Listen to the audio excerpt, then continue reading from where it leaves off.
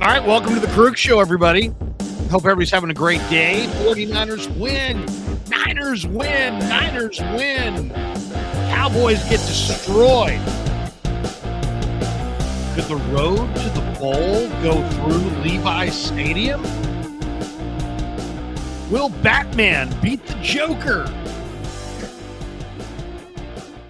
Do you guys remember the old Batmans? They used to have that. Will the Gotham Crusaders get away with it? Will the Joker have his day? We all find out next on Batman. Well, man, Niners 45-29 rout of the Cardinals in the desert in front of lots of Niner fans. Brock Purdy may be your MVP, ladies and gentlemen. How about that? How about them apples, huh? Brock Purdy may be the MVP of the NFL.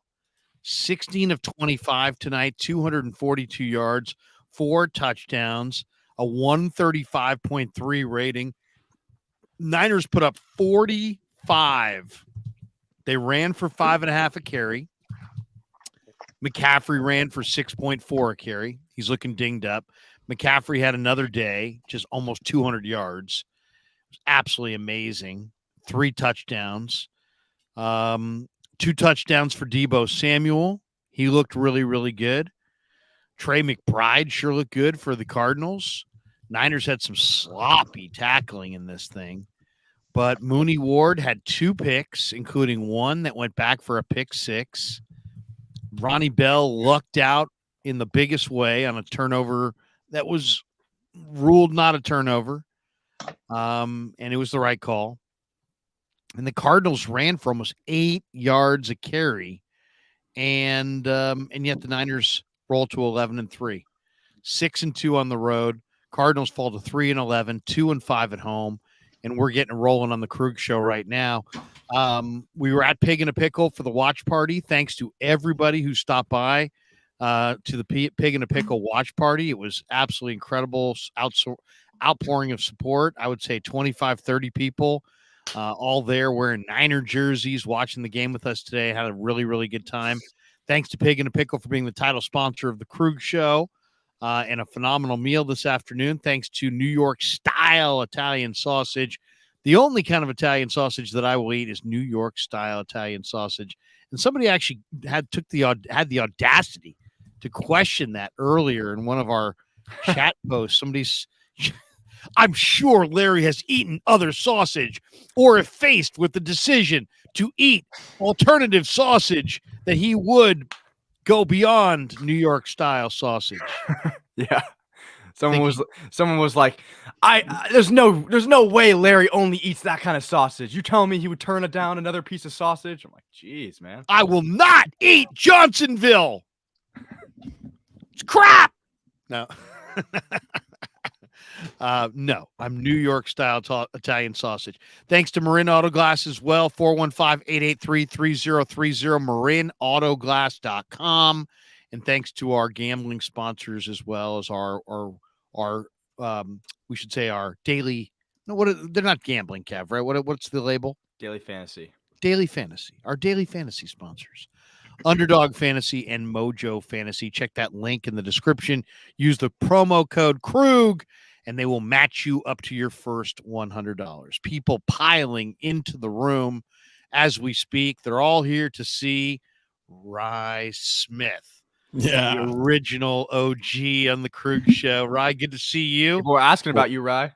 Oh, really? Asking about you today. They said, "Where's Rye? Where's Rye?" It's just a shame I'm in LA. Yeah, seriously, you're a man, and Danny even got a mention. People were wondering, where's Danny? Kev, what was the anecdote that somebody asked about Dan? Somebody asked something about Dan, didn't they? Is it something like something? Someone did ask about. Multiple people asked about Dan, but I don't remember what it was. Dan has made an impression, good, bad, or otherwise. He's made an impression, and there he is, continuing to make an impression on the bottom of the screen. Dan, good to see you. Is that a Giants hat? Just a generic. A generic hat. Generic hat.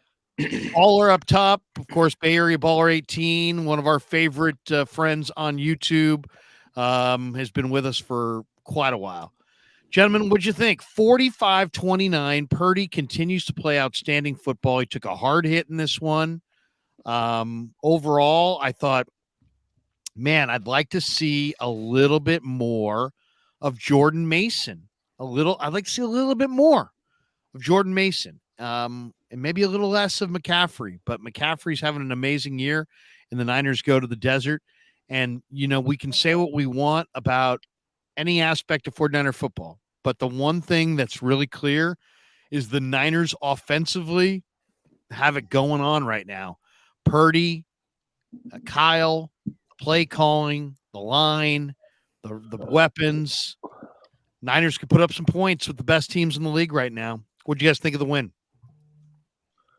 I'm going to start off talking about Brock Purdy because, he plays so good within the system, right? He makes it look easy. I think that's in part why he doesn't get the credit it feels like he deserves. So he's a system quarterback baller? He makes it look so easy. But what he does is, he's a game manager. I'm joking.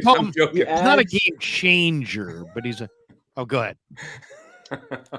Not only does he play within the system, but he gives you 2 or 3 plays outside of structure that we haven't had recently up until Brock Purdy, right? For example, Brendel got beat instantly, and what does Brock do? He spins out left, rolls out, hits McCaffrey on the wheel, and it's that's a sack for probably 2/3 of these NFL quarterbacks. But Brock, his ability to play within the system, but also give you some outside the system. Like the play he got dinged up on, he was improving on that play as well. Stepped up, flipped it to use check. Like that was a nice play.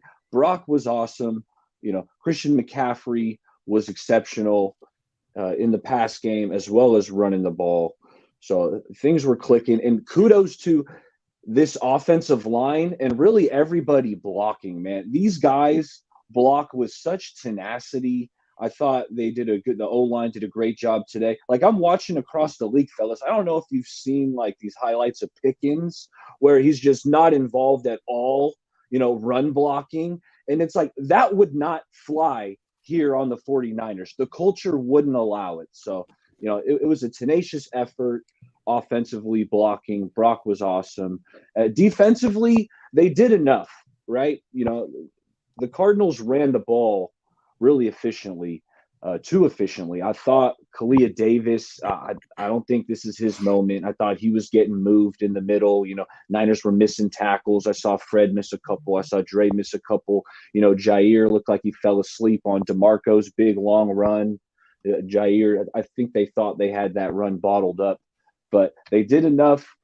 Charvarius Ward, he's turned himself into a lockdown corner. He's been playing awesome. So defensively, we did enough.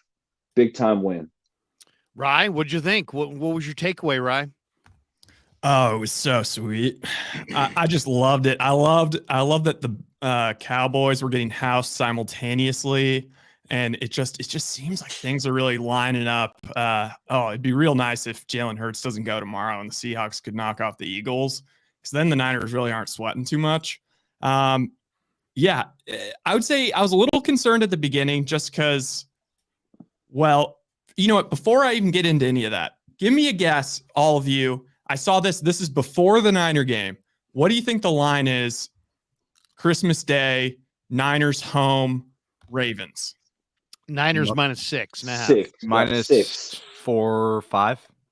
Yeah, it's 5.5. So I personally, I thought that was like a bit much. It seems like a lot considering, like, I don't know, the Ravens have to be like the second or third best team, but I guess the Niners really are just clearing them by that much.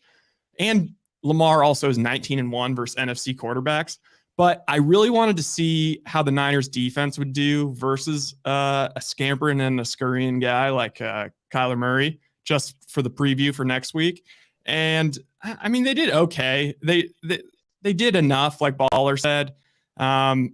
Obviously, like they got, they had the pick 6, they had some turnovers, and ultimately, it's just their offense couldn't be stopped. But that said, I don't know. I'm a little teeny tiny bit nervous about the defense going into the Ravens game.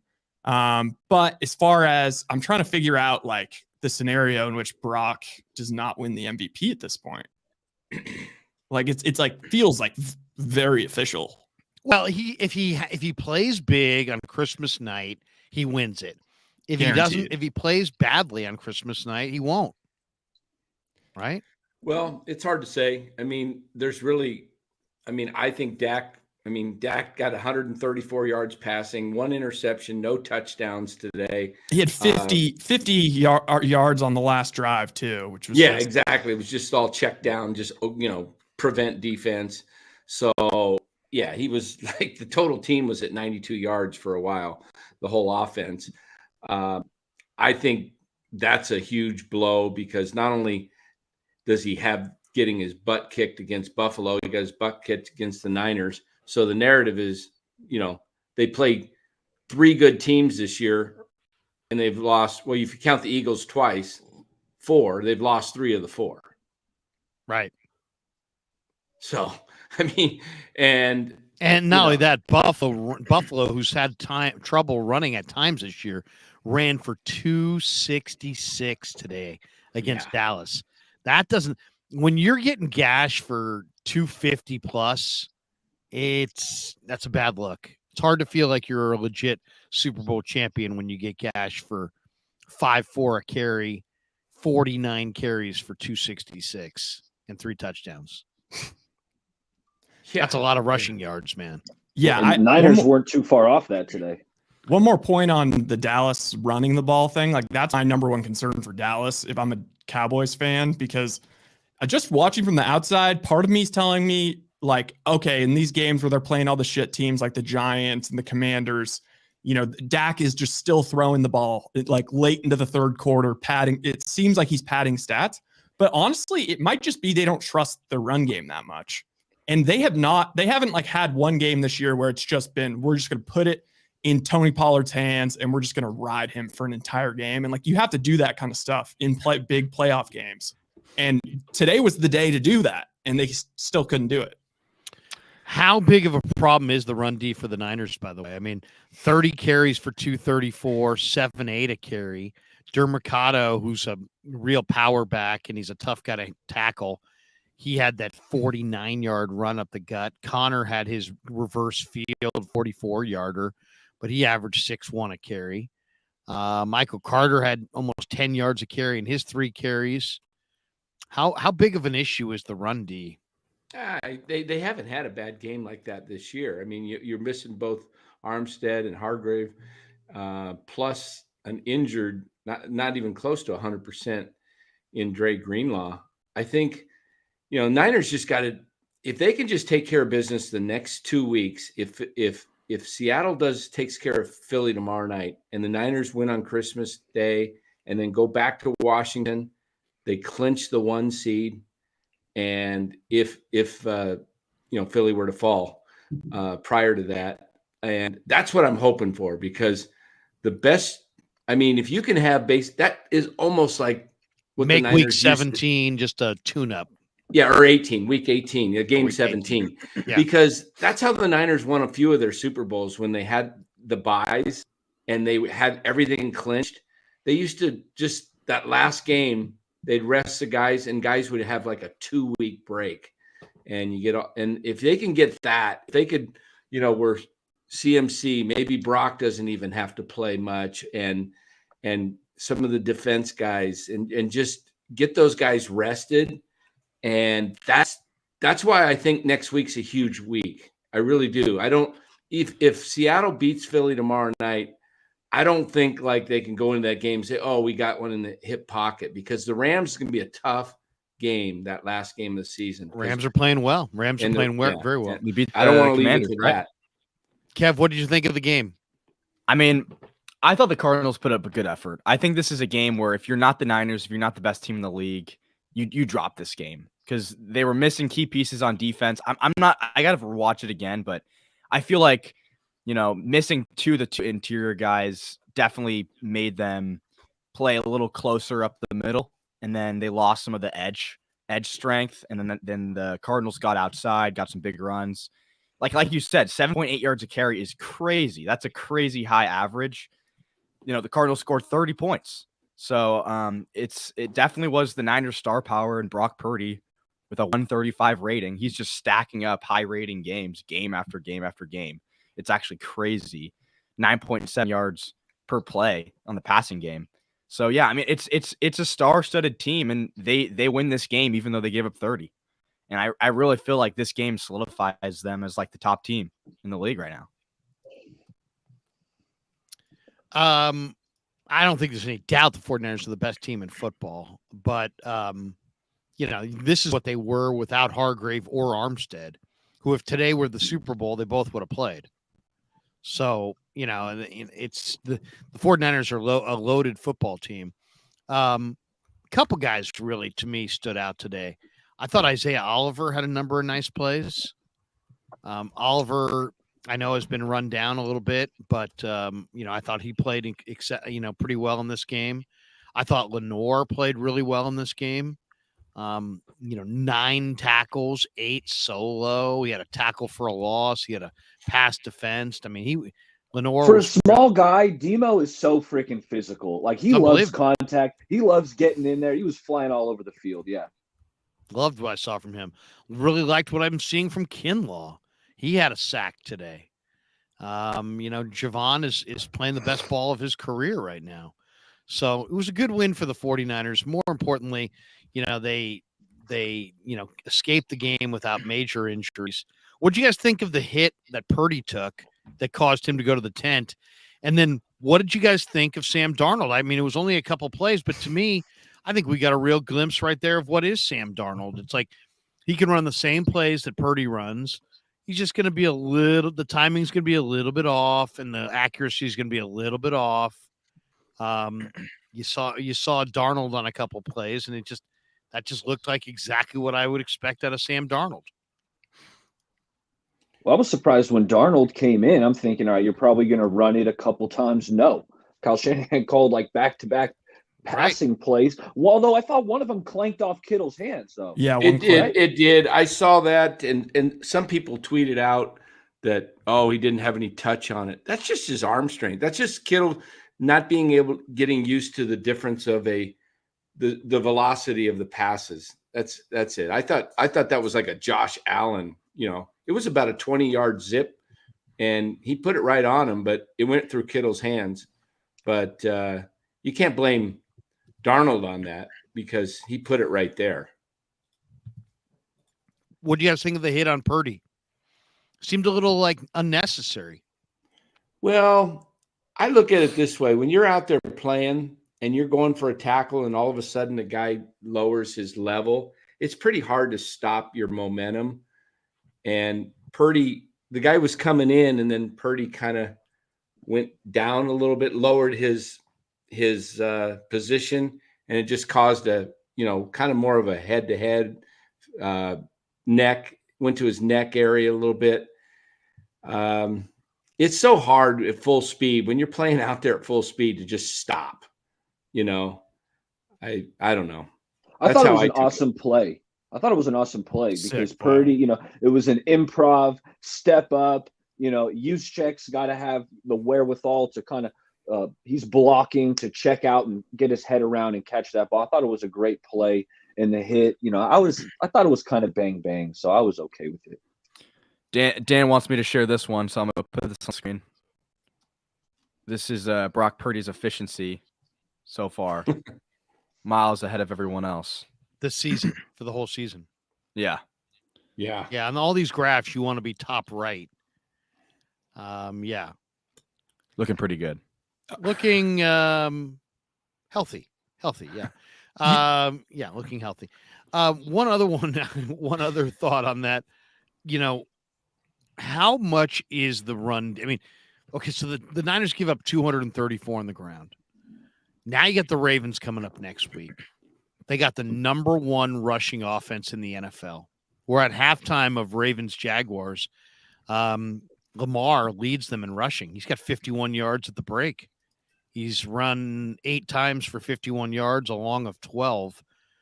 They've got 17 carries for 70 yards, so they're only averaging 4.1 a carry. So they're not running it well outside of Lamar. Gus Edwards has 5 carries for 13 yards, 2.6 a carry. Keaton Mitchell, 3 carries for 5 yards, 1.7 a carry. Are the Niners getting worn down, and that's what we're seeing from the run D? Is it really about Armstead and Hargrave? Is that what we're seeing from the run D? How concerned are you that the Ravens on Christmas night just run it up and down the field on the 49er defense?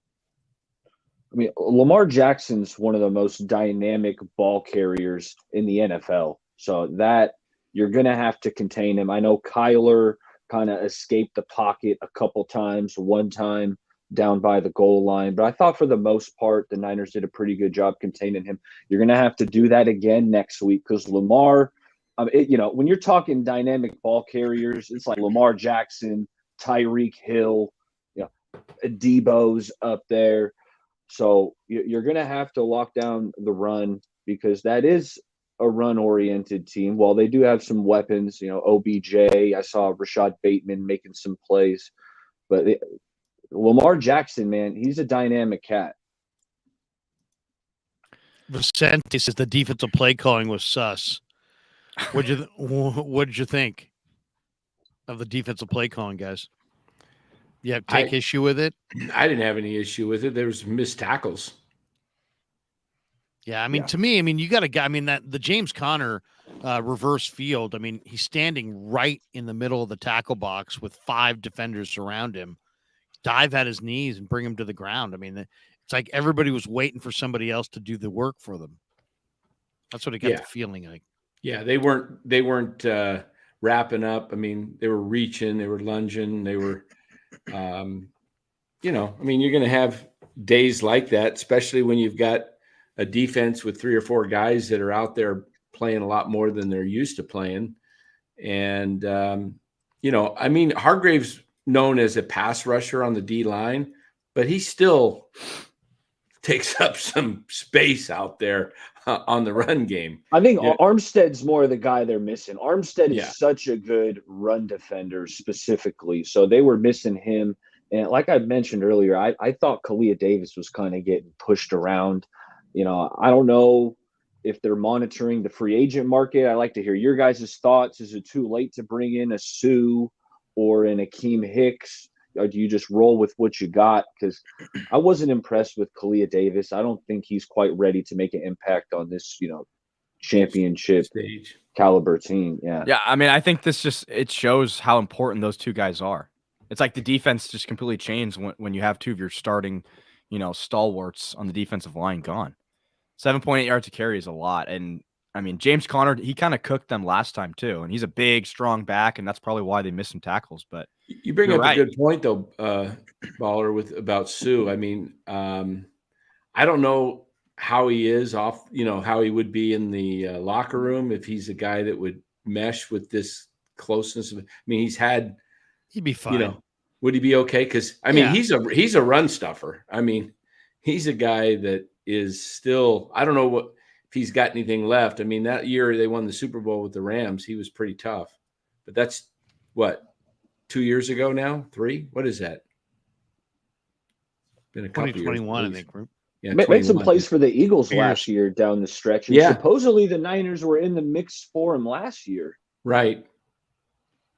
I think I'd rather at this point have a guy like that in my back pocket than a guy like Davis, just because of the history of playing in big games and his size.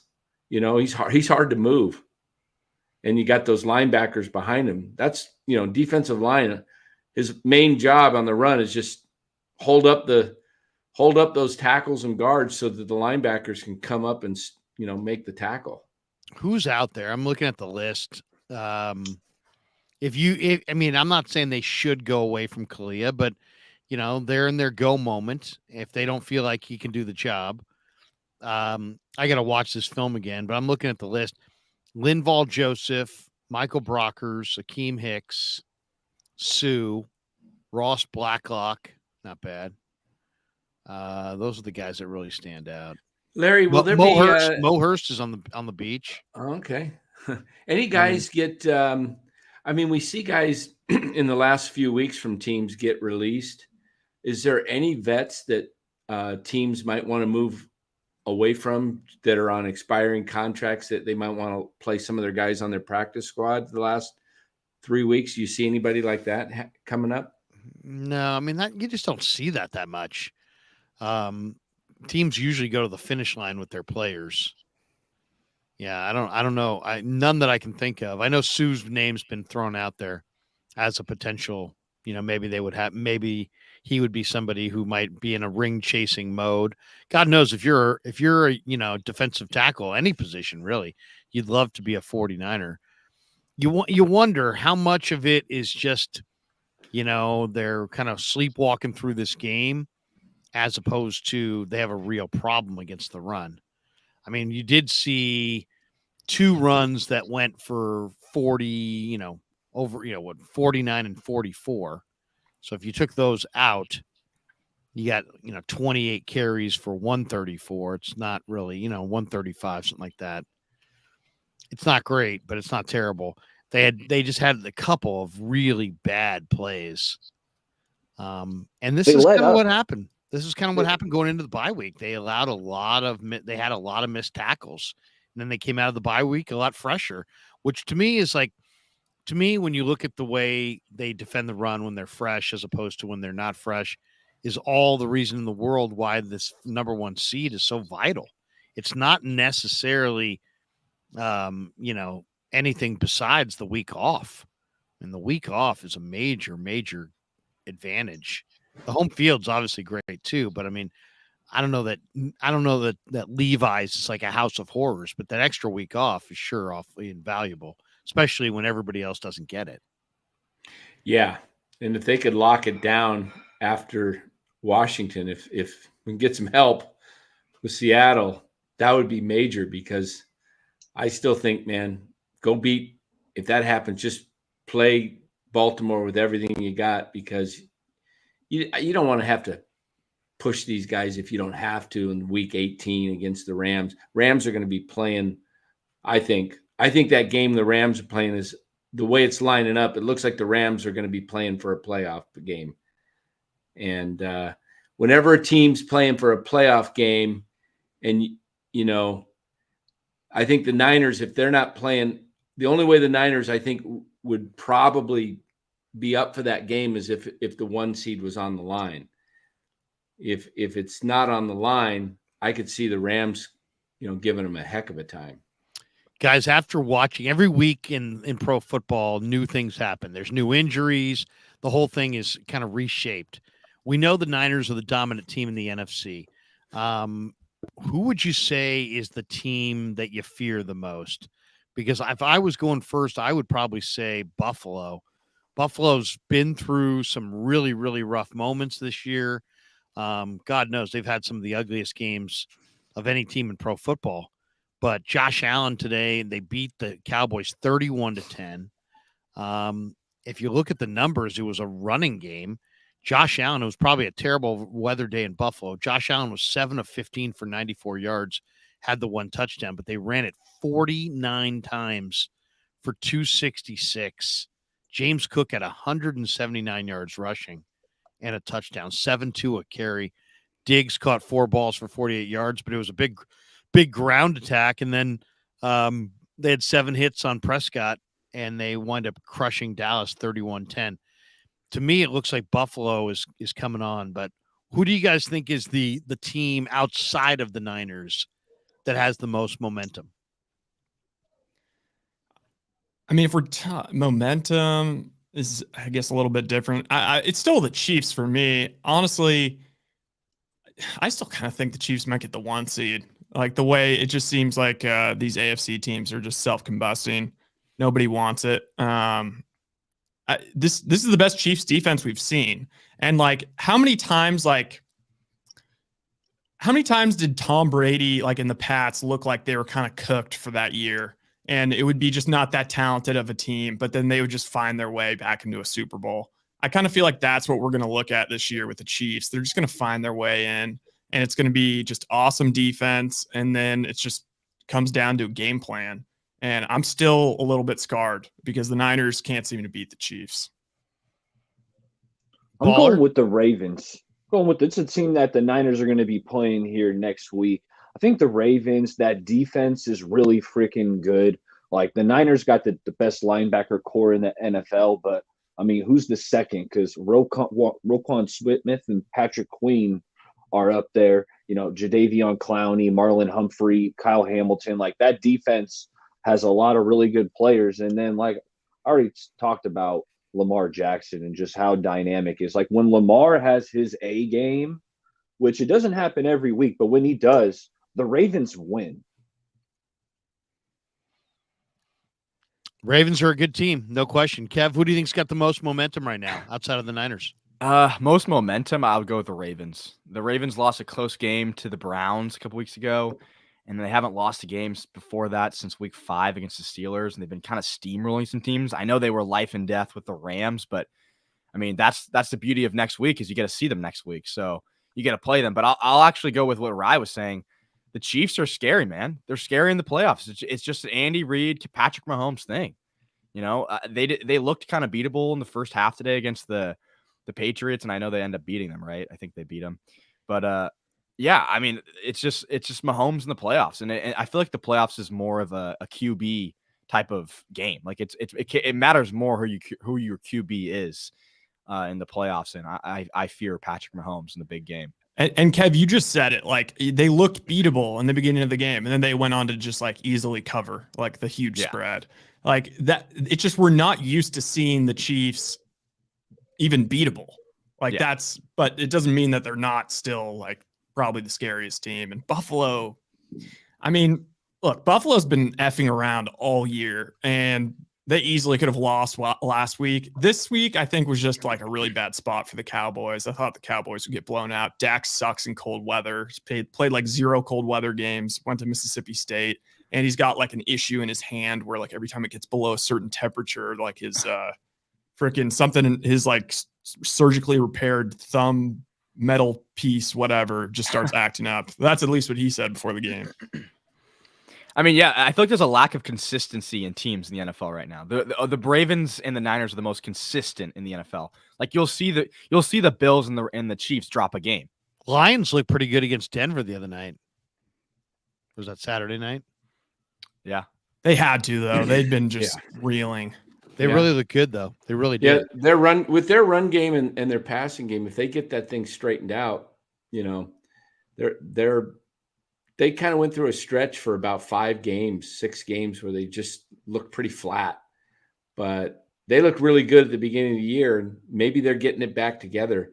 I kind of think the Bills are a team to be reckoned with if they get in, and they have a path. Miami plays next week. Don't they play Dallas at Miami next week? And the Bills still have a game with Miami. So if the Dolphins lose another game and the Bills win out, Bills will win the division. Is that true? Yeah. Yeah, because they're the Dolphins still look good today against the Jets too. They shut out the Jets without Tyreek. If the Bills win out, they would go 11-6, and if the Dolphins lose next week to Dallas, they still have Buffalo. So if they lost again to Buffalo, they would have the same record, and Buffalo would have beaten them twice. Back to the Niners for a second. How concerning is it that Arizona put up, 30 more yards than them? Arizona put up 436 on this defense today. I think you just have to hope it's one of those things where like defense in the NFL is just not that sticky week to week. Like even the best defenses they just have games where they let up a ton. I think maybe we start to get concerned if, it happens again next week. Yeah, I'm not too concerned. There was some garbage time yards there, right? Yeah. The Cardinals got a touchdown to the tight end at the end. The Niners had an offensive possession. Well, they didn't have one because Charvarius Ward ended up pick 6 in it. So that gives the Cardinals an extra possession. The run defense was bad, but it was just a couple plays. There were just some mental lapses, like the DeMarcado run. You could see a couple players kind of fell asleep. They thought he was kind of bottled up towards the line, like a Jair Brown kind of slowed up, and then when DeMarcado emerged from the pack with some momentum, he just kind of ran by everyone. So a couple mental lapses, gave up some big yardage plays, some garbage time yards. I'm not too concerned about it. It's 10-7 right now. You kind of want Baltimore to win this game tonight. You don't want them coming to San Francisco off of a loss to Jacksonville with only a 1-game cushion for the 1 seed. So they should be down in this game also. Pull for Baltimore tonight. The Jags have missed 2 field goals. They at the end of the half, like they were driving inside the 10 and they just didn't get a playoff. And also Lawrence fumbled, like rushing the ball inside the 10. So it's been, and they're still only down 3. When does the voting officially go in for the MVP? Do you guys know? I don't know. I think isn't it after the last game before?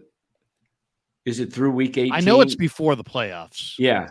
I just wasn't sure if they vote. Do they wait to the last game of the regular season? Did you hear Purdy said that it should be CMC? Now, obviously, we know that that's probably just Purdy being a nice guy, but is that going to be used on the talk shows that tend to move the MVP market? that Purdy himself doesn't believe he deserves it. Exactly. I could see. Come on, don't do that, man. I got money on Purdy. You know how it gets played on those shows. Even Brock Purdy knows that he's not the MVP. That's exactly right. That is 100%. You know what? I'll let Brock Purdy tell you in his own words, and then they'll play the clip. Exactly. Yeah. Even Brock knows to give him the MVP would be ridiculous. It's like Buster Posey saying perception about San Francisco, and now they're using it against him. Yeah, they're all coming down on Buster and all. Poor Buster. Gosh. Buster noticed something that everybody else should notice. Matt Patricia has replaced Sean Desai as the Eagles defensive play caller. Isn't that interesting? The Eagles were 10-1. They lose 2 games in a row. Defensive coordinator out. So Matt Patricia, senior defensive assistant there with the Eagles, has replaced Sean Desai as the defensive coordinator, which includes Desai's play calling duties. Desai's going to remain with the Eagles in a different capacity. Awkward. Wow. What do you guys think of that? I mean, is that knee jerk? I mean, this guy that you've lost 2 games in a row here, but the same guy who's your defensive coordinator when you were 10-1 is your defensive coordinator now. Well, they are the worst in the league in pass defense. I think they're 32. They're giving up yards secondary. I think it's the right move. Matt Patricia, I think he's going to be better than what they were working with previously. Obviously he's been under the Belichick kind of eye. Like Dan said, the secondary has been getting carved for the Eagles. So I think it's actually probably a good move for him. Yeah, I agree. They had a bad defense, but when they were 10-1 too, it wasn't like the last 2 weeks their defense got worse. It had been bad, and last year their defense was really good. And who did they lose? They lost Javon Hargrave, and they replaced him with Jalen Carter, and their defense got significantly worse. So I could see the move. When you bring up Matt Patricia, I just can't get over that Bill Belichick made him the play caller for offense last year. Yeah, that was bad. That was just he's a defensive coach, nothing to do with offense, and Belichick, and that was the worst offense I've ever seen. It didn't necessarily go all that well. Yeah, it didn't necessarily work. What do you think though of how much of the Ravens have you guys seen this year? What kind of game do you anticipate next week at Levi's? I mean, the Ravens tonight are, what'd you say it was? 14. It's 10-7. 10-7 third quarter. Yeah. And the Jags are driving. Yeah, they're driving right now. Is CJ? I haven't watched it much. Is CJ Beathard playing tonight, or is Lawrence? No, it's Lawrence. It's Trevor Lawrence. Who apparently just pretty well. I'm pretty sure that was not a high ankle, by the way. Like he played the week after versus the Browns, and then now he's just like running around like everything's okay. I think it's just one of those things where it's like he really reacted, so it's kind of a bad look. And everyone was losing their mind about the cart situation. So maybe like did he not need a cart? Like remember that whole thing where they're like, why is he not in a golf cart right now? I don't know. Yeah. By the way, the Ravens you don't come back with like that. The Ravens have no sacks against Lawrence tonight. They have 2 hits on the quarterback, both by Justin Matabuke. But I mean, it's interesting. I mean, I think the Ravens are a really good football team at home when they have a lead and they're getting calls. And it seems like they have a better run game than they have now. Gus Edwards, Justice Hill, Keaton Mitchell. I know Lamar is a good runner, but I mean, that's not great. And then their weapons now that the tight end's out, Isaiah Likely, Rashad Bateman, Charlie Kohler, Odell Beckham, Zay Flowers, Nelson Aguilar. What I will say, this is the best defense you're going to face since the Browns. This is a really good defense. Kyle Hamilton, tremendous player. Roquan Smith, Patrick Queen, Marlon Humphrey. Yeah, and not only that, they're huge inside. If you look at Michael Pierce is 355. He is massive. He's just an absolute roadblock in the middle. And then the other big guy they have there is also huge. The big defensive tackle from Connecticut, Travis Jones. He's like 340. So they have huge bodies in the middle. It'll be interesting to see, do the Niners try to run outside against them? But I you look at those weapons. I mean, Isaiah Likely, Rashad Bateman, OBJ, Keaton Mitchell, Gus Edwards, Zay Flowers. Really? You're going to get carved up by those guys? And Lamar throwing it? Mitchell's quick. He's kind of like A-Chain. But he can't. Mitchell.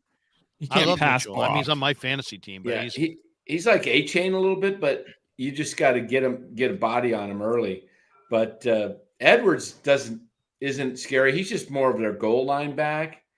And, the guy I think you got to really watch with Baltimore is Zay Flowers. You can't let him beat you. Yeah, no. Their offense is definitely a step down from losing Mark Andrews. Mark Andrews was their offense. Like, he was their guy. He was their Kelsey. So really you just got to fear Lamar. You have to fear Lamar. I mean, OBJ actually has been kind of been productive lately. I'm not sure what he's done in this game, but yeah, they're not as offensively dynamic as they once were, but their defense is still pretty stout. Speaking of, they're not bad. They got better weapons than they did last year. Yeah. And I like Rashad Bateman. I think Rashad Bateman's got some juice. OBJ's been looking like their weapons aren't good, but they're not bad. No, Flowers has got big talent too. Any word on Lenore, Daniel Garcia? That's what I was just going to ask you. That's what I was just going to ask you about Lenore, because he was never returned. Holding his chest. He was holding his chest like they were working on it. It looked like his ribs. It looked like his ribs. Man. Didn't it? Let me see. See if there's any word on the interwebs on Diamador Lenore. Well, you check on Demo. I want rib injury. Who took his place? Was it Oliver and they moved Thomas to the other corner? What'd they do? I think it was Oliver who came in the nickel or in the slot. Yep. Oh, fumble recovery touchdown. Oh, was no. It? Not sure it was. Hopefully that. Hey, Diamador Lenore sure does hit though, doesn't he? My goodness. Speaking of that fumble recovery, you guys, what'd you think of Ronnie Bell at the end of the half, like coughing the ball up, and then, I mean, it was this close to being a touchdown. I mean, if his, let me see this, Lawrence. I don't trust Ronnie Bell. Yeah, really.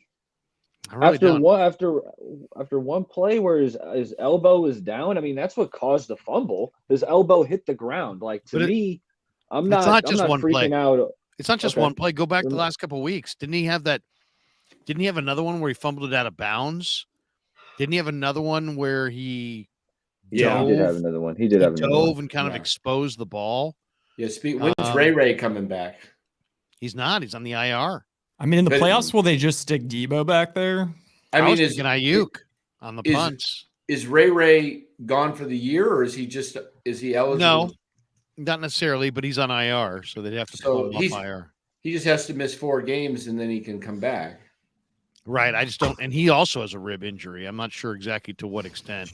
Jeez. But Ray, that's the one thing about Ray. He's a little bit more trustworthy. I like Ronnie Bell, but it just seems like the last couple games he's been kind of loose with the ball, and he had a diving play where he was he took it out of the end zone, so he wanted to get to at least the 25, and he just dove from the 20 to the 25 in the last game, and he kind of exposed the ball, and it didn't pop out, but he just seems like he's a young guy trying to do an awful lot, and he seems like you can pop the ball out against him.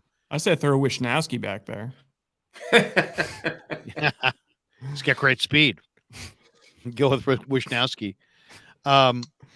Overall, though, I think if you're the 49ers, the one thing that's going to bug me, if you say, give me something that agitates you, I'm agitated by the idea that as we get closer to the finish line, I get the sense that the crowd that doesn't want to give the Niners credit is going to come up in the 11th hour in the playoff run with this was just a down year for the NFL. Yeah. Well, Don't you get that vibe? Like the Niners may win this thing, and they may not win this thing without there being a real super competitive crescendo moment in the playoffs, in the conference title game, or the Super Bowl. And then I get the feeling that the hyper negative, we need something to clickbait about crowd is going to be like, does this title really count in a year where the NFL was down across the board? I don't get that because they're dominating. They're not just squeaking by. They're not squeaking by teams. They're beating teams by double digits almost. So you're saying that people are going to rise up and say, you know what? We were just wrong as hell about Brock Purdy and the Niners. We were just wrong. We thought this guy was totally marginal. He won the MVP. We thought this team was nothing. They're Super Bowl champs, and they did it kind of easily. Well, those people are going to start sounding more and more stupid if they keep, Nick Wright. The longer he keeps dishing Purdy and saying it's a system quarterback or can I go on that for a second? Forget it, man. He's the thing that really annoys me about the Nick Wright thing is like his favorite guy is Mahomes, and like the whole idea is like, well, I think first of all he's like crying because Mahomes finally doesn't have any help, but like he's acting as if Alex Smith wasn't a Pro Bowler with all those same weapons, the year before Mahomes came in, and then Mahomes steps in, and it's like, dude, you've got. I get that the Niners have Kyle Shanahan. Okay, you had Andy Reid, and you had Kareem Hunt, who's coming off 1,900 all-purpose yards, basically doing a McCaffrey impression the year before, and he was on an absolute heater until I think he got injured maybe week 12 or something like that, but had like 14 touchdowns, crazy amount of yards. And you have Tyreek Hill, who's like the most effective wide receiver, the most like game-changing, probably single offensive weapon outside of the quarterback position of my lifetime. And you have the best receiving tight end ever, basically. So like, it's not like, and they had a all-pro right tackle and a Pro Bowl left tackle. So it's not like Mahomes stepped in. Yeah, he elevated things.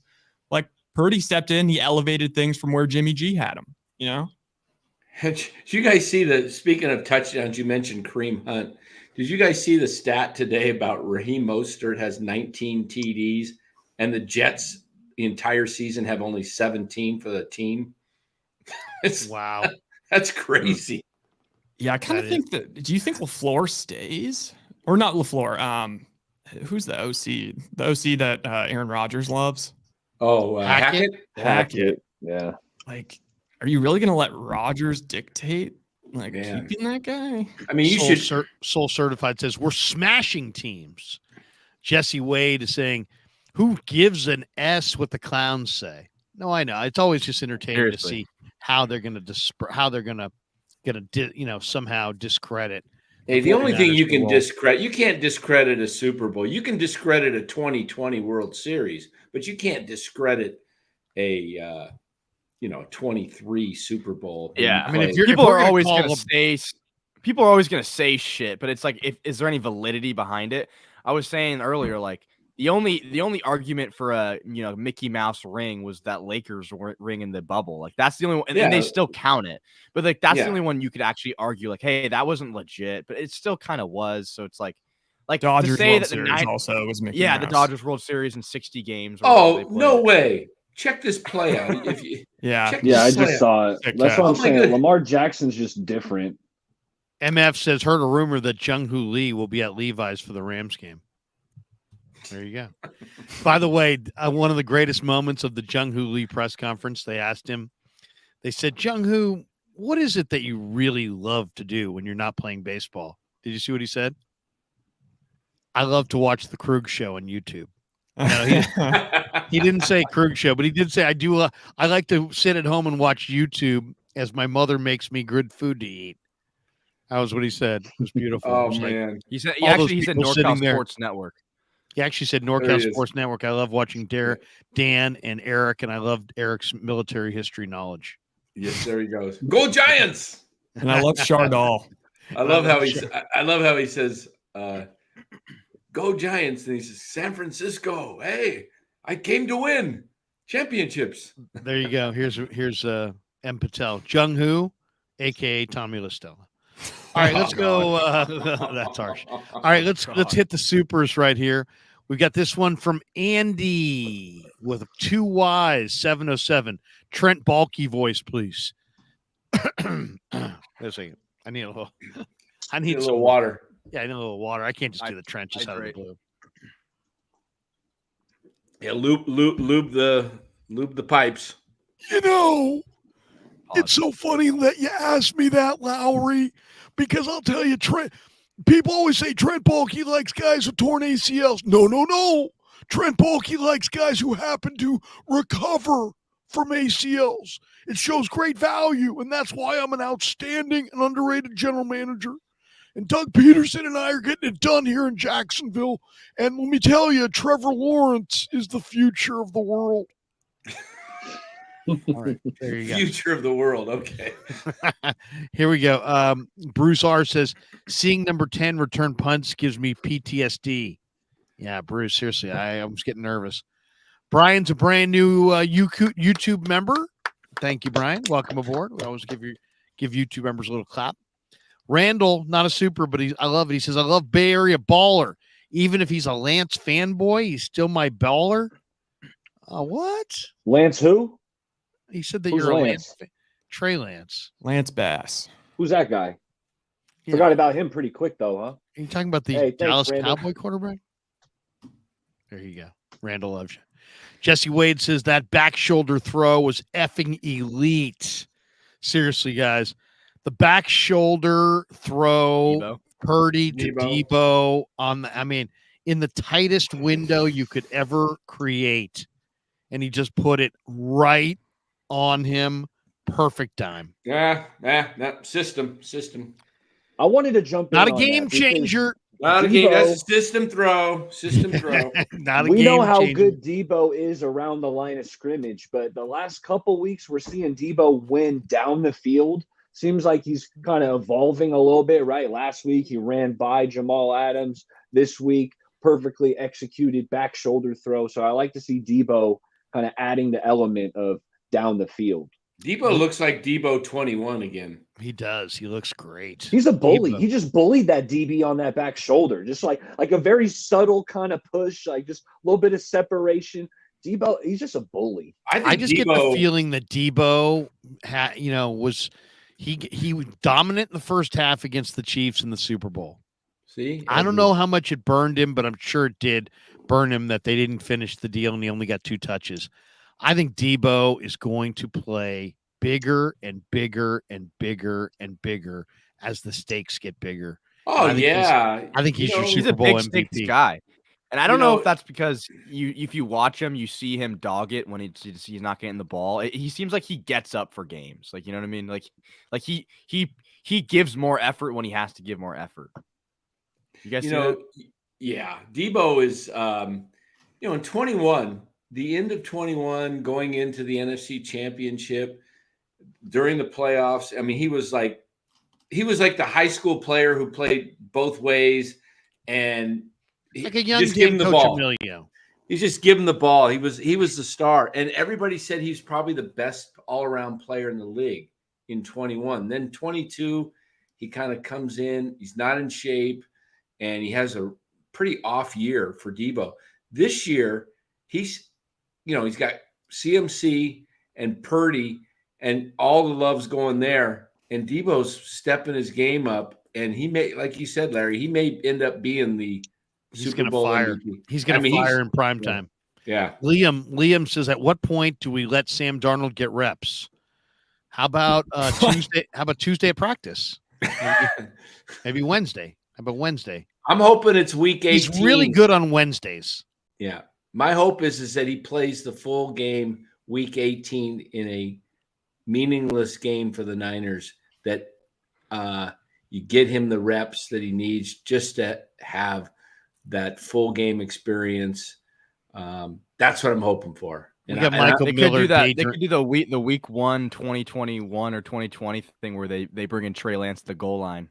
Remember that where they would switch it off? That was a crazy time looking back, bro. I think we have Michael Miller caught in the middle of something here. Maybe there's some day drinking going on. He says, Larry does not have the balls to have me on. Goat. What does that say? It's an Goat? I think it's an emoji, but you can't see it on here. Oh, white goat horns. Turquoise white horns. Goat turquoise white horns. Goat turquoise white horns. Michael Miller said Brock Purdy is the best quarterback in the NFL, and you all was haters. Wait a second. I think I do remember him saying that. Here's another one. Larry, goat turquoise white horns. Brock Purdy is the best quarterback in the NFL. When will you man up and say that Michael Miller was right? Mike, sounds like you might need to go for some counseling or something, get some affirmation somewhere. Kev, do you remember the night that Mike Miller walked onto this show? Yeah, I do, because he said that Patrick Mahomes was worse than Brock Purdy, and we disagreed. This is a man with a full gray beard. But did he know of Brock Purdy before you spotted him at camp last year, Larry? No, come on. Oh, okay. He's Mike so, Miller. Come on, Mike. I don't even think you'd heard of Brock Purdy before Larry brought him up. Would you guys even say now that Brock Purdy's better than Patrick Mahomes? I wouldn't. No. But Mike Miller, do I dare invite Mike Miller on here?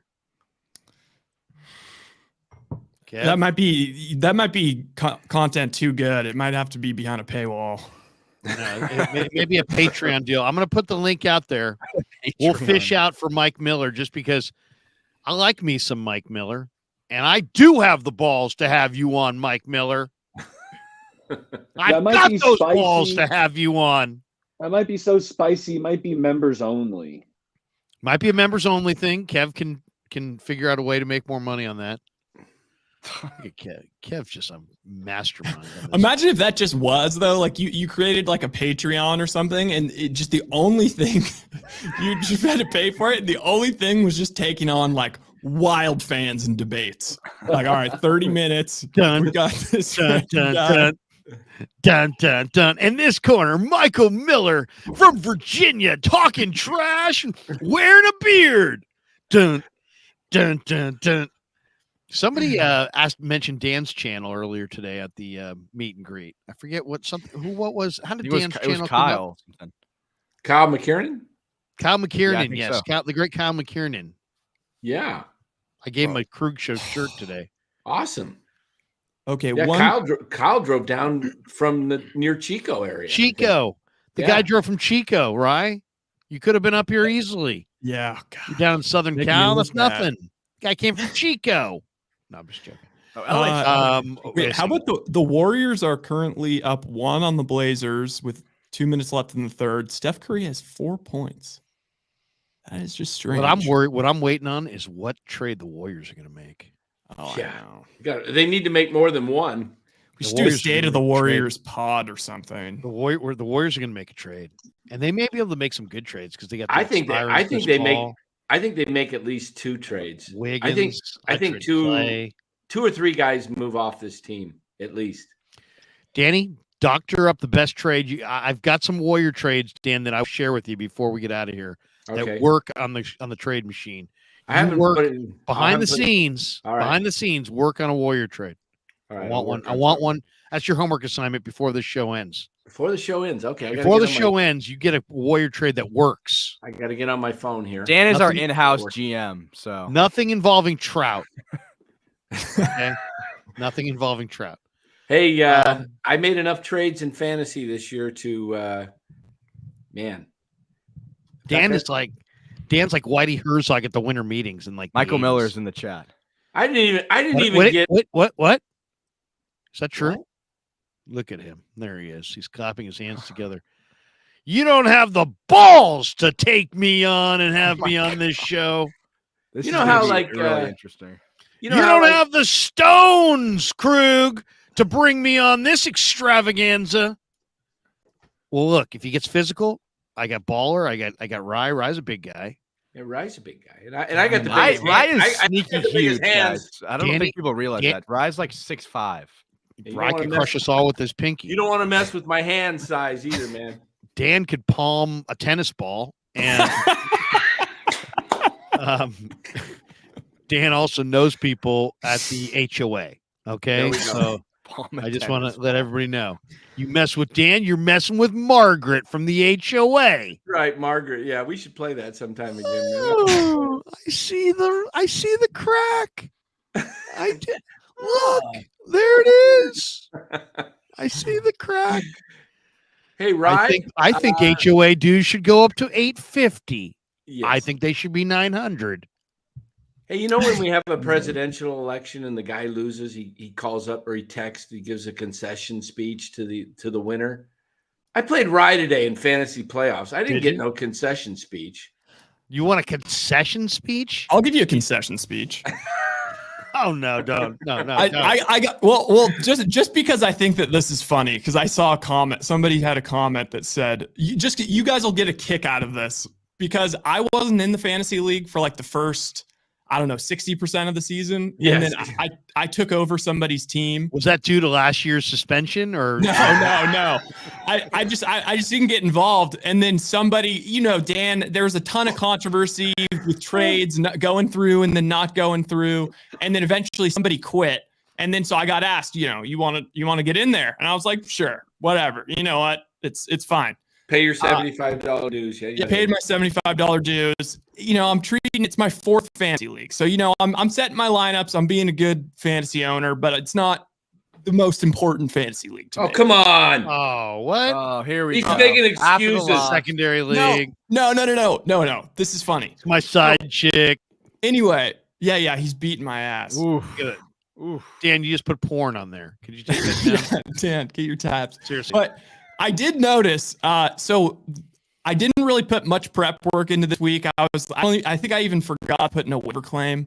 Michael Miller, by the way, ladies and gentlemen, has just switched his hat from forward to backward. Oh, so it's on. Anyway. It's on. It's on. He's prepping back there. Oh, man. I had some crappy defense, and I didn't even put in a waiver claim, and I was like, whatever. You know what? Dan's going to beat me. I'll just pick somebody up on Saturday.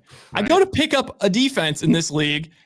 The top, obviously all of the best defenses are taken. So it's down to pretty much just the ass defenses. The Raiders. And of the ass defenses, the first 8, I couldn't even pick up off of waivers because Dan's team had already picked them up. All of them, he picked them all up and dropped them so that I wasn't able to pick them up. And Dan was rostering 3 defenses.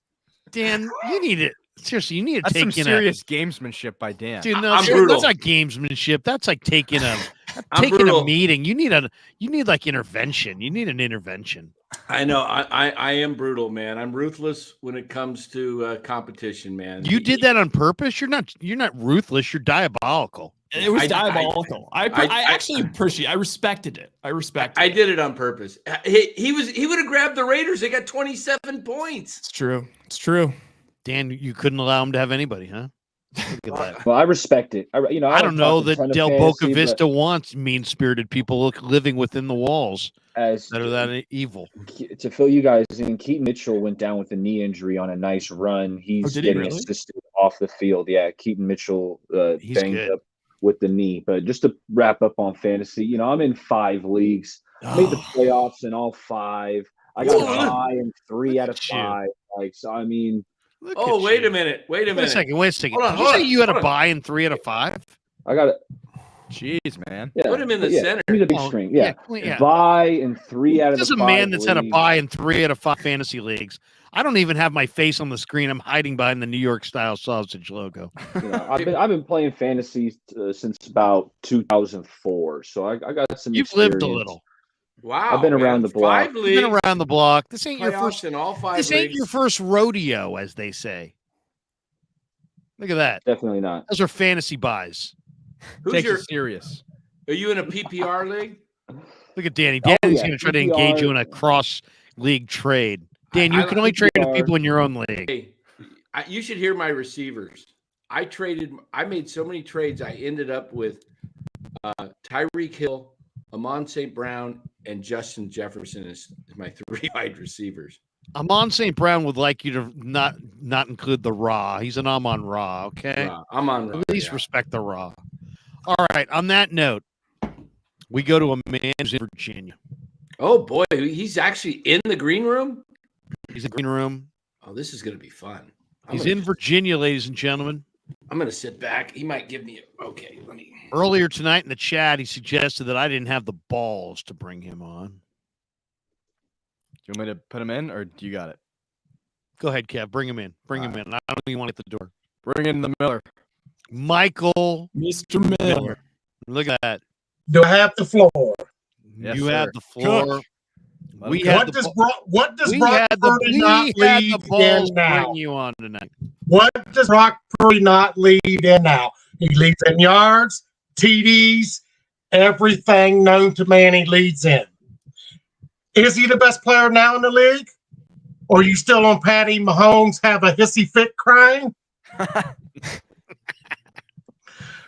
I'm telling you, he's MVP. He's the There ain't MVP. one other He's guy the competing MVP. against him. Miller 2024. He is the MVP. There ain't but one other guy competing against him, and that's CMC. I think That's They're not not going to give it having to the- quarterback. we have to all agree with that. At this point, it's pretty locked up for Purdy. But at the same point, like, I mean, do priors have to count a little bit? And Patrick Mahomes has been just destroying this league for like the last 5 years. And The referees have been destroying it right along with him. well, that's, Michael, can we not say that? We can say that Purdy's having the best season, but he's not the best player. Does that make sense? Who's better? I mean, you know, where I'm gonna go. Mahomes, Yeah. Josh Allen. Josh Allen, who's struggled and lost, 6 games this season? Look bad, now getting hot? That guy? Yeah. Yeah. Brock Purdy, who had a concussion and took him a couple weeks, and the kicker lost 2 of the games, or if without the concussion and the kicker would have made at least 2 kicks, he'd be undefeated right now still. Michael's got a point, ladies and gentlemen. I mean, There is man, nobody in the league better than Brock Purdy. Brock Purdy is the best player in the NFL. He's not like the Eagles who need referees to help them. You know, I watched the Eagles and Niner game. There was 28 false starts on just the right tackle not called that game. That's the referees helping them. We destroyed them. We destroyed the Cowboys. We destroy everybody coming and going. Brock Purdy is the reason why we destroy everybody. It wasn't happening under Jimmy G. It wasn't happening under anybody else. It's happening under Brock Purdy. Brock Purdy is the best quarterback in the NFL, period, hands down. Best player in the NFL, hands down. What is he going to throw for 6,500 yards? And remember this, too. He's only going to get better. He's going to be at least 50% better than he is now. And if you noticed in the last 3 games, he's starting to be a gunslinger. He's starting to have the Brett Favre just sling it. Did you see the catch in the right left corner of the end zone, front left corner of the end zone? I did. The back shoulder throw? I did. There ain't but about 2 or 3 quarterbacks in the league that can make that. They're in the league right now.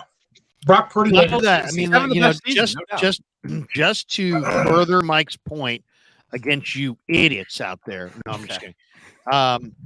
But all non-Garoppolo quarterbacks, when Purdy came in under Shanahan, this is with Shanahan, this is with the Niners, 9-29. Brock Purdy, I believe, with the victory today, is 16-3 in his NFL career. 16-0 with Debo and Trent. 17 actually. 17-0. I think it's 18. I think it's 18 now.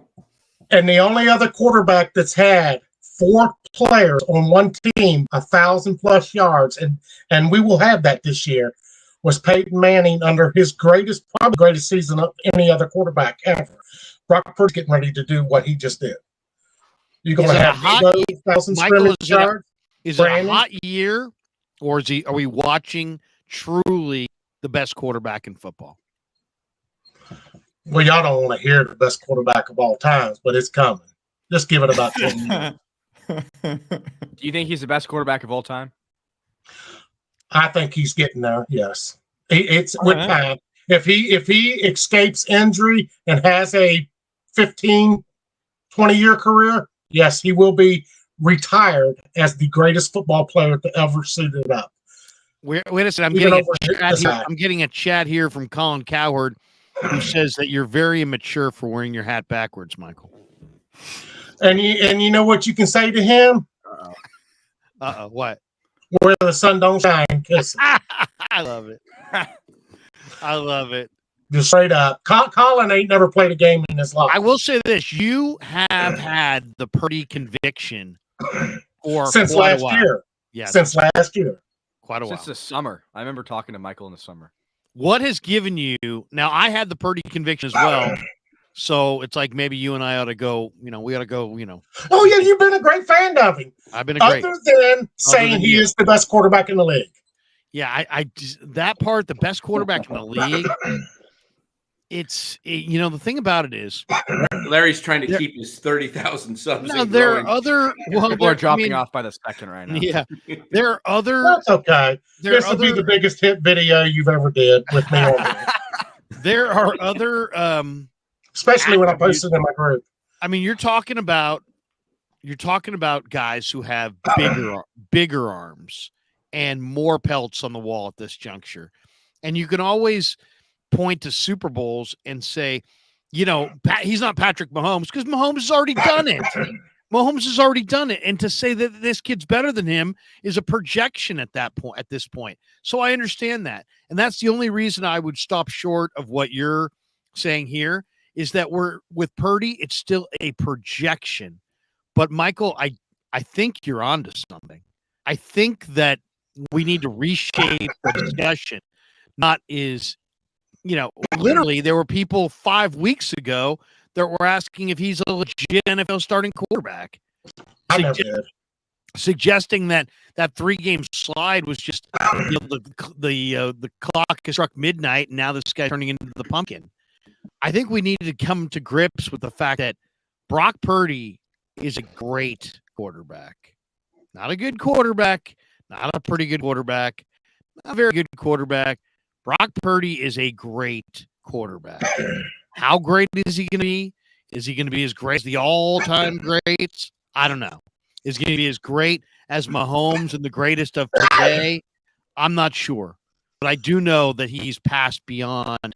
Yeah, he's pretty good. The guy's 16-3 in the regular season, 18-3, or I guess 18-4 if you want to count the playoffs. That's a gaudy record, man. I mean, Joe Montana didn't start 18-4 in his first 22. Steve Young didn't start 18-4 in his first 22. Steve Young didn't get it going until he was 31 years old. Joe Montana was like 3-6 in his first 9 games. Tom Brady lost 4 in a row his second year starting, had 7 interceptions in that 4-game stretch. It's not what we're seeing from Brock Purdy. Yes, does he have a good head coach? No question. Does he have a good scheme? No question. Does he have weapons around him? No question. But don't tell me that that's why he's getting it done. That's just not why. After this season, you can add to his resume. He will have the greatest, however many games it is to get to the Super Bowl and win it, the most victories at that stage in his career than anybody. He will lead all statistics in every category on his resume. He will be league MVP on his resume. He will be Super Bowl champion on his resume, and he will be Super Bowl MVP on his resume after his second year is complete. It is a little bit like that.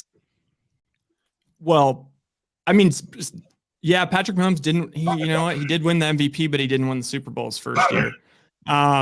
It's a little bit like the Steph Curry thing, like when Steph in 14-15, when all of a sudden it was like, all right, damn, Steph's actually going to win the MVP. Oh shit, the Warriors are the 1 seed, and then they just actually made it to the finals and won. But at the whole time, people were still, obviously LeBron's the better player at that time because he had the pelts. But and you had Barkley saying jump shooting teams will never win a championship. But another thing, Dak Prescott, tonight's performance eliminates him from the MVP race altogether. It does. That's as bad as a quarterback that's supposedly as good in an MVP race as you can be tonight. He just literally disgraced himself, his team, everything. Hey, let me ask you guys this question. Let me ask this. Brock Purdy tonight said, I think Christian should win the MVP. Does that wind up helping Brock Purdy win the MVP or hurt Brock Purdy to win the MVP? The fact that he's endorsing his teammate, does that make him more of an MVP or less of an MVP? I don't think it matters. I don't think it matters ultimately, but you don't think it matters it's either gonna way? Hurt a little bit. Because what you don't want having happen is splitting votes. For it to be a splitting the vote situation, which is why I didn't think Purdy was viable earlier in the year, because I thought that there would be a huge split vote. But then now it's starting to seem like, well, McCaffrey in the odds is like 9th or 10th right now. But I don't know. You know how these things just take off. Like a narrative can just take off like that. But you also know the people that vote, they vote quarterbacks. They don't vote running backs. They don't vote defensive players. CMC could get Offensive Player of the Year, and Purdy could get MVP. I think the Niners could run it all. They could go Kyle Shanahan, Coach of the Year, John Lynch, Executive of the Year. They could win every award. What that told me about Brock Purdy also. Go ahead. I don't think the voters pay attention to post-game press conferences. They're not even going to hear about what Brock said in this post-game press conference. But along with they will. It's on it's the top story if you go on to ESPN's homepage. And they're going to be what it tells me about Brock Purdy and what he said. That's a class act. That's what you call a leader. All the football that happened today, and you're going to have a post-game interview is going to be the leader. Come on, no way. I just want to say right now, I think Michael is the MVP of this post-game. Yeah, I mean, I would agree with 99%. I know people would say it's a group show and it's my channel and this and that. And you all are Niner fans, right? I know there's a lot of people that would want to give me the credit, but let me just say right out front. How's it going to feel the next 20 years to know we got Brock Purdy as our quarterback? How many years? That's a great 20 years we have coming. If he makes it to 12, 13, I'd be thrilled. I'm still emotionally guarded. I can't just until it happens this year. Once they win the Super Bowl and he's the MVP, then it'll set in. But I'll say, I don't know if you listened to last week's show, Michael. Want to bet a jersey on it? Wait, who are you betting? The last person I bet lost and owed me a jersey. Is that the jersey you're wearing right now, sir? No. Okay. I got a Bosa jersey up there. I won. What's the wager? That he wins league MVP or Super Bowl champ. One or the other. Or one or the other. Well, your odds. You saying no? I'm saying guaranteed lock. Get what? Who's a lock? Guaranteed lock. Brock either wins the ring or wins the MVP or gets the ring. Lock. Who's I want that to happen. I want that to happen. So I don't want to bet against that because I think also MVP wise I wanted a free jersey. I mean, I understand. Michael, he has minus odds to win the MVP right now. Like he's I win $1,800 I got Brock winning MVP. I win $1,800 if he wins MVP because I got. Well, I bet $2,000 before the season the Niners will win the Super Bowl. So there you I go. should win a pretty good chunk of change. That's so funny. In a smaller wager, I bet $1,000 that the Giants would sign Dalton Jeffries, and I have cashed on that. Thank you, ladies and gentlemen. Jeffries is obvious. A Giant. Yeah, Michael, what'd you think of my comments last week? I may have a problem. And Shugo, of course. I haven't been on YouTube in months. Well, here's my comments. I took some crap from in the chat. I said that Brock Purdy. People say, is Brock Purdy Joe Montana? He's not Joe Montana yet. And I said he's better than Joe Montana at this point of each of their careers. Now you're speaking Michael. I didn't say that Brock would go on to have a better career than Montana, but that he's better in his second year than Montana was in his second year. I watched Joe Montana, but I was a Niner fan before he was the quarterback. And yes, Brock Purdy is not even close. He is on a scale from 1 to 10, 10 being Brock Purdy, Joe Montana would be a 2 at this point in his same career. I don't know if we go that night and day difference. It's night and day difference. Is that a signed Jerry Rice jersey behind you there, Michael? By the way, yes, it is. Right there's his signature. Wait a minute, get your ass on up there, wherever it is. Oh, hell. What? Look at that. There you go. Yeah, right there's his signature. Yeah. Friend of mine was out in Vegas and knew that I was a diehard Niner fan, bought it for me. Bought it home. I framed it. It's about $2,000 worth of framing there. It's expensive to frame jerseys. It is. It is. That's why I don't do it as much. Michael, good stuff, man. We'll let you go, brother. Have a great rest of your Sunday. I appreciate it. And y'all enjoy this next 20 years. It's going to be a great ride. I mean, this is so now Larry said, now you got to tell him he's got big balls. Yeah, exactly. I did. I'm not going to talk about his balls. But I did have the stones. I had the cojones to have you. You did, and you're a great guy for that. Thank you. Oh, wait a second. Hold on. Yep. You're back, Michael. I said, I respect you. You're one of my favorite on YouTube. Thank you, man. Have a great Sunday, brother. You too. Later, Michael. All right. There you go. So I guess we proved that. It took 20 minutes, but I have huge cojones. There we go. We proved it. All right. Here we go.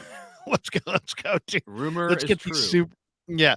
Brian says system quarterbacks or game managers don't get cheered on the road for returning after an injury. I don't think any quarterback except for Niners quarterbacks because they sell tickets. Yeah, Niners. Something tells me Niners home road. It's all like home. The Big 25 says defense giving up 450 plus yards is a problem. Not having Hargrave and Armstead showed. No doubt. Bend but don't break. Today they bent. Scotty B says, I'm in Corte Madera to see this show live. Where are you? What about the barbecue? Kev? Oh, no. Scotty B, didn't realize you were going there at this point. We decided to pull the audible and do the show back in the studio. We did have a great day there. We apologize that we didn't get a chance to meet you. Kev, do you want to add anything? Yeah, it was like a last-second audible. There wasn't a lot of space in the restaurant to set up to, and it was busy, so we didn't want to take up a bunch of room. But we were there until way after the game ended, so if you came after the game, we probably would have seen you. Sorry about that, Scotty. Seabass Johnson. Sounds like somebody rushed my fraternity back in the day. Yeah, we just rushed Seabass Johnson. Are you kidding me, Seabass? Not worried about anyone. This is the worst group of teams the league has had in a while. The Niners, meanwhile, look like one of the best teams ever. Seabass might be onto something. I do take umbrage with the fact that if people are going to talk about this is the worst the league's been, it's just the fact that like the year that Brady won it with the Bucks, it's not like that was that crazy of a year. It's just like when you have Mahomes or Brady winning championships, then it feels like legit. But the Niners are coming out of this is like a whole new thing. I need to start taking more umbrage. Yeah, I'm not taking enough umbrage. I've said that about myself for a long time. People have said that about me for years. You don't take umbrage like some others. Roberto Davis. Like, yeah. I was just gonna say, I feel like you're right. Like if you look at the records, they're probably very similar. You're also taking umbrage. No, I feel like the only thing you could say is that, some injuries, you lost some great quarterbacks. You lost Aaron Rodgers at the beginning of the season. You lost Kirk Cousins. You lost Joe Burrow. So I don't know. But which of them were which contending quarterbacks did we lose? We lost Joe Burrow. And they started slow. I think it would have been Bengals Niners if Burrow. Well, I think a lot of people thought the Jets were going to contend for sure, right? I didn't. Did you guys really think that? I didn't think that was. Man, I did. They could have a soft spot for A-Rod, and that defense I think is good. No Brady this year. I don't know. But that's a weak argument talking about it's a down season for the league. Like you can only play the schedule you're given. You can only play the guys who are on the field. Like that is so lame. Exactly. It's not an expansion year. It's not like that. It's not like, they added 2 more teams that year. Roberto Davis's Sheagles have officially melted down. No, they lost Big Dom, and they went to hit the crapper after that. Killa _Mig 831. Whoa, easy, Danny. Not my dog. Ringo. Those weren't your dogs? Is that who is that? Is that Ringo? Dog? Is that Ringo? Yeah, that was Ringo. Damn, Ringo. Fired up. He's fired up. Ringo like NorCal or SoCal more? Ooh. Does he talk more about SoCal or does he talk more about NorCal? I think he's more of a SoCal guy. He loves the beach. My household, we picked up a leopard gecko. So no barking, but we got a gecko in the house now. You're not afraid. What do you keep that? What do you keep that in? A terrarium. It's about glass. What is it? 30 inches long, 12 inches high. Yeah, glass. With a top on it? Can it get out? Oh, hell no. You got to lock the door. Keep that bad boy locked up. Where's the gecko? Okay. Who would win between a sumo fight, Larry or Dom? Oh, definitely Dom. Are you kidding me? Dom. Yeah. You know what's kind of crazy? Because there's been so many backup quarterbacks this year, like just more than literally ever. Like it seems like 70% of the league is on a backup quarterback. I don't think the Niners, I guess they played Drew Lock and they played PJ Walker. But other than that, they haven't played any backup quarterback. And they struggled to win both those games. They lost one. They struggled in both those games. And Drew Lock looked good. I thought Drew Lock looked good last week. Roberto Davis says Debo's locker has a pile of chains at the bottom. Not sure what he's talking about. Sounds about right. Man Rock. Old Man Rock. Oh, sorry. Old Man Rock. All I can say is Niners gonna Niner. It's like it is what it is, or he's him. Daryl Granville says Run D was okay. Looks bad with that late touchdown run. Run D was okay at times. Titus Moeller, I think Debo should be a frequent deep threat. I wouldn't mind a few more downfield shots to Debo as well. Titus doubles back. He said that was worth $1.99, but this one's worth $4.99. He says, anyone else think the national media doesn't care much about the Niners? I feel like their framing is often Niners route cards. How is Dallas affected? Yeah, I mean, there is this fascination with Dallas. Why is that? They do numbers. Is it Dallas? They just love Dallas. That's why the Dak thing was infuriating me, because it was like, where did this come from? Like, where did this MVP discussion come from? The last time I've watched Dak, he sucked. Right. You know? He played head to head against Purdy. Purdy had 4 touchdowns, no picks. He had 1 touchdown, 3 picks. Yeah. I thought Dak was kind of officially in the rear view after that point. What do you make of Prescott? Is it that Lamb is so awesome? Is it that McCarthy and their line or so, have done a great job? What do you make of Dak's resurgence? He's not turning it over as much. He's not pushing it as far down the field, but he's been more efficient. He's got better numbers. He's taking fewer sacks. What do you guys think of Dak? What's Dak? What do you see different from Dak in years gone by to this year's version of Dak? He's been playing with a good rhythm. He's been playing with a good rhythm this year. I know we talked about, in this offense, you get to the back foot, balls out.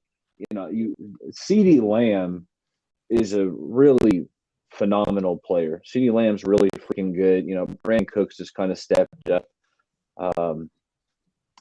They got some talent on offense. The line is really good, but I really think that it's just getting the ball out efficiently. Dak's a good quarterback. He's not great. I know the Niners have beat up on him and kind of give him a tough time, but Dak's a good quarterback. He's Kirk Cousins.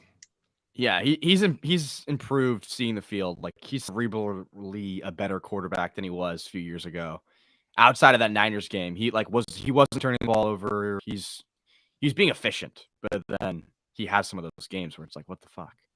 They also played everyone said. Bunch of losing teams, bunch of crappy losing teams. Jamie Allen says all-time greats. Let's get this Super Bowl. Go Niners. To Big 25 says Michael Miller's real name is Salty. Like Salty Balty. You don't have the balls to have me on.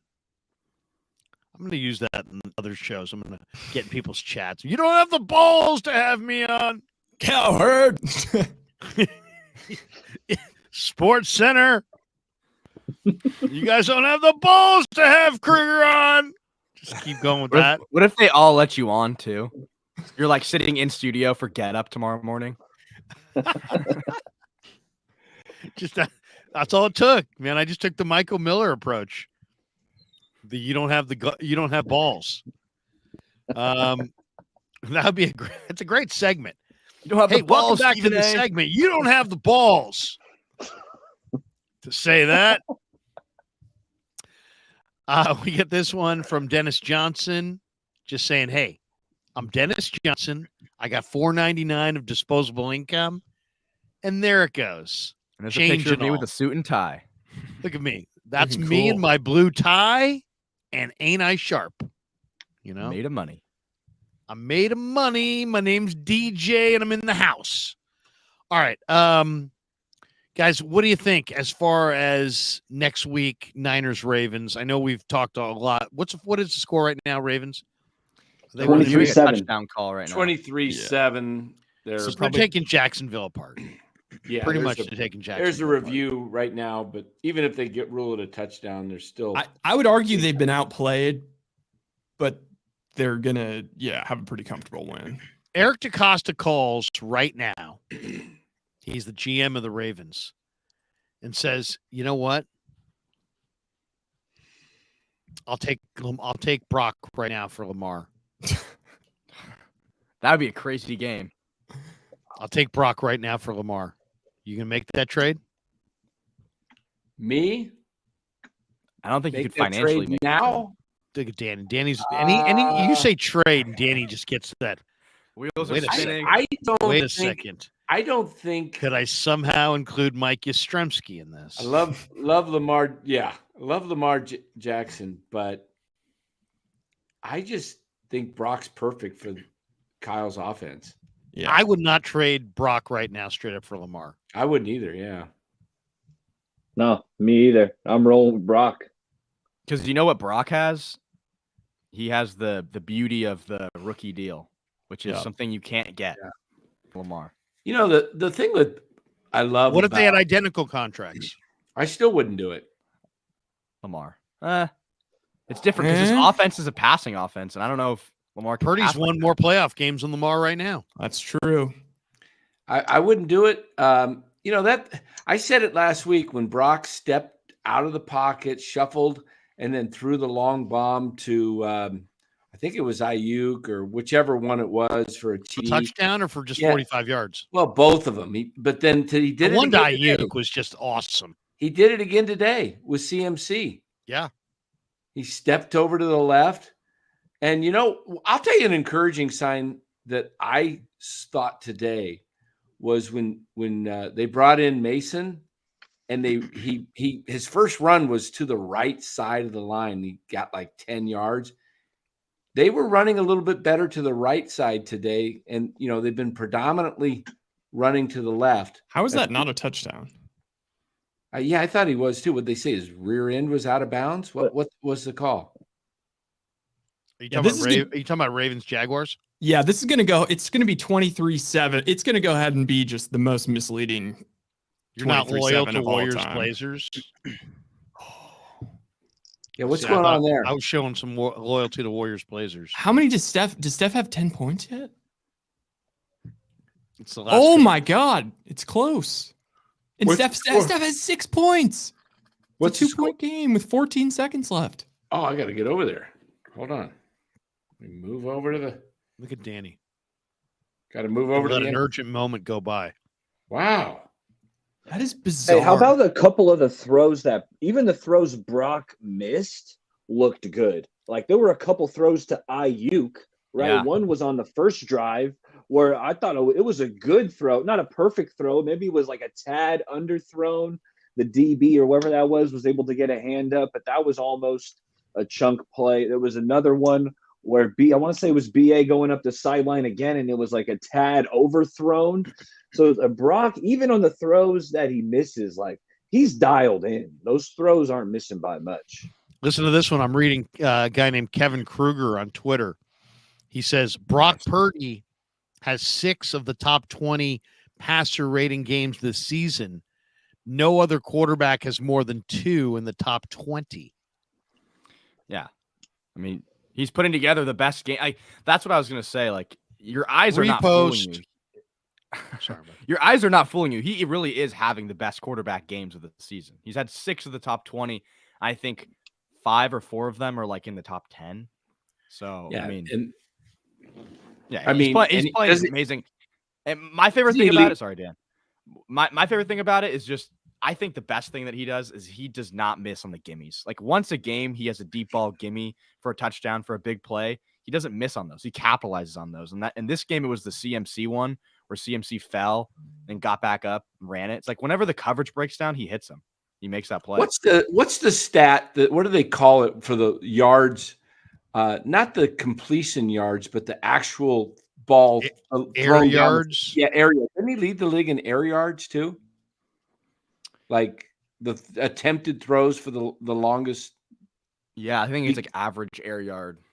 Whatever it is, because that's the national narrative that, it's just he just throws it in and they run in the national narrative if you didn't watch the game. Exactly. I mean, seriously. The national narrative. What are they calling Curry? They fouled him. They didn't even they hit him from behind. Can't you review that? Wait, what are they about to lose? This would be.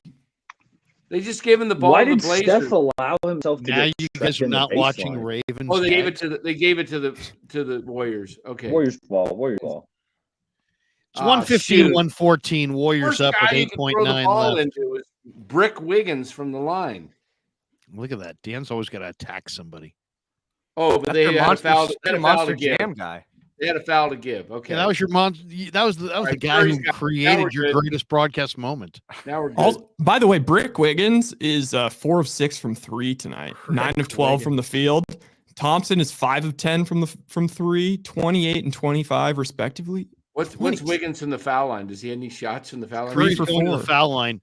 Hey, wait a second. I got a prediction. He's going to make these. If he misses one, that's really weird. That'd be one. Look, he just made one. He just made it.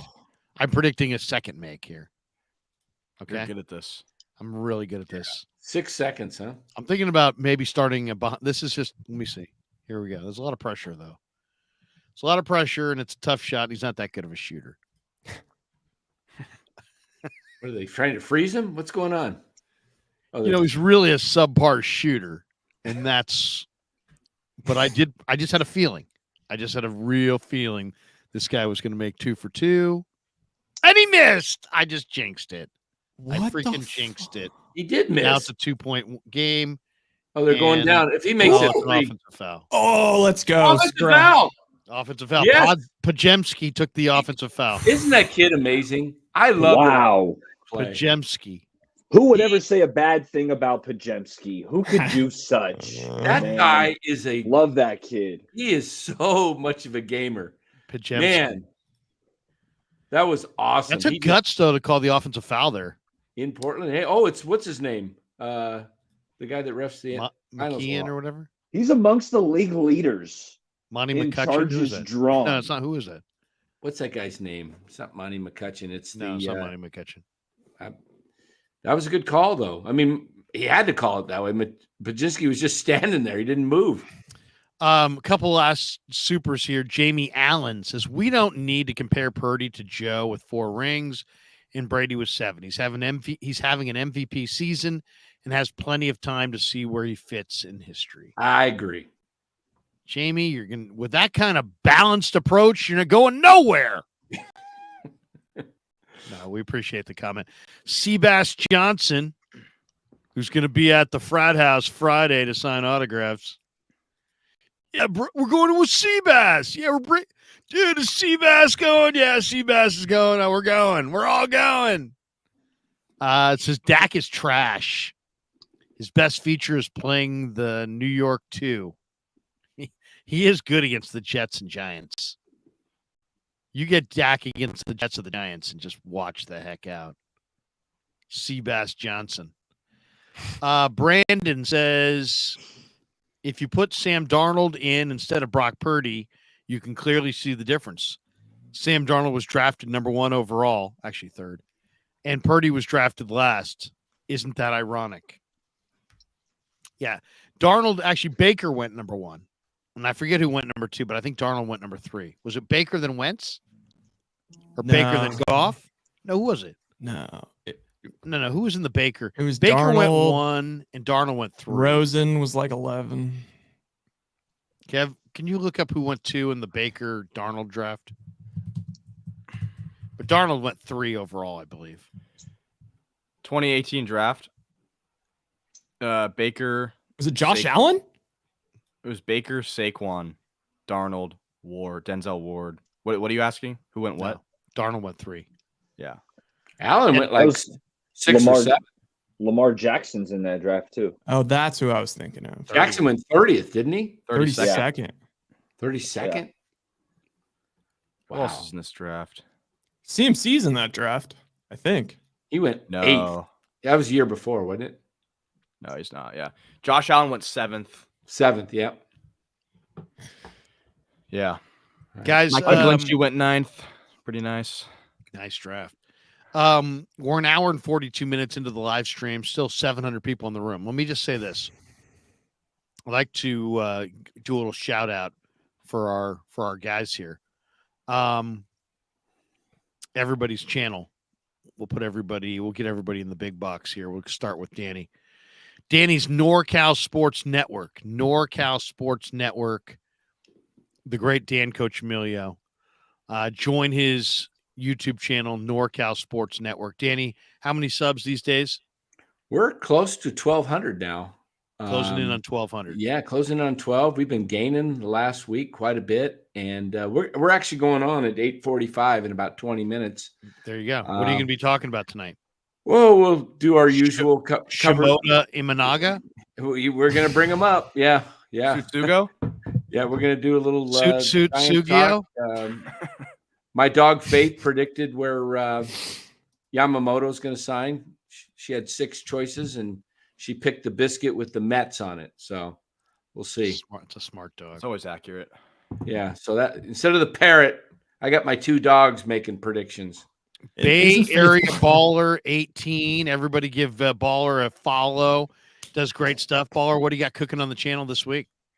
Hey, we'll be going live tomorrow night with my buddies, recapping this Niner Cardinal game.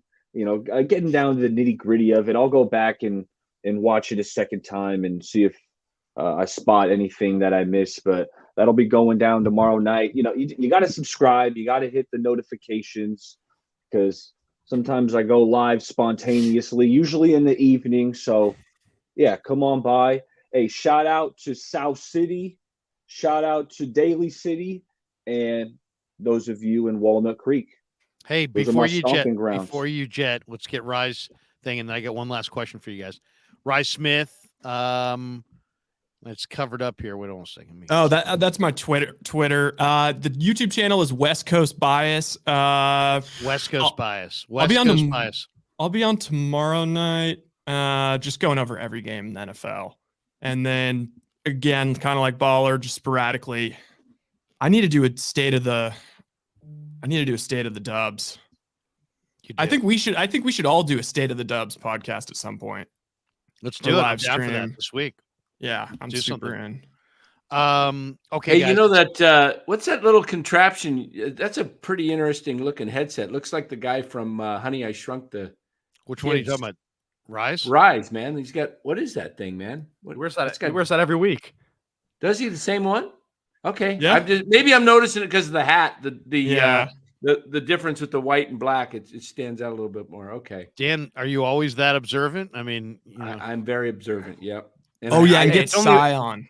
When you're only week 15, you may want to say, "Hey, honey, I like that cut. It's a very nice cut." Yeah, and I got you a Warrior trade, by the way.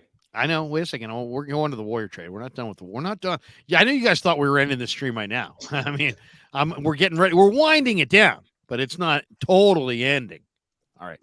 I do have one question for you, and it is our New York style Italian sausage player of the game, brought to you by our good friends at New York Style Sausage. We grew up with a Sunday dinner. That means no. There we go. Once again, grew up with a Sunday dinner. Third time's the charm. We grew up with a Sunday dinner. And it is Sunday. All right, guys, who is your New York Style Sausage Company player of the game? Kev, we'll start with you. I'll take the easy one. I'll take Purdy. I mean, you got to give him his flowers. He's him. I don't know what all the sayings. He's standing on business. Standing on business. He's exactly. standing on business. Thank you, Ryan. I knew I was missing one. I mean, 4 touchdowns. Got hurt, came back, played great. I mean, another efficient game. I think a 135 point something passer rating. I mean, yeah.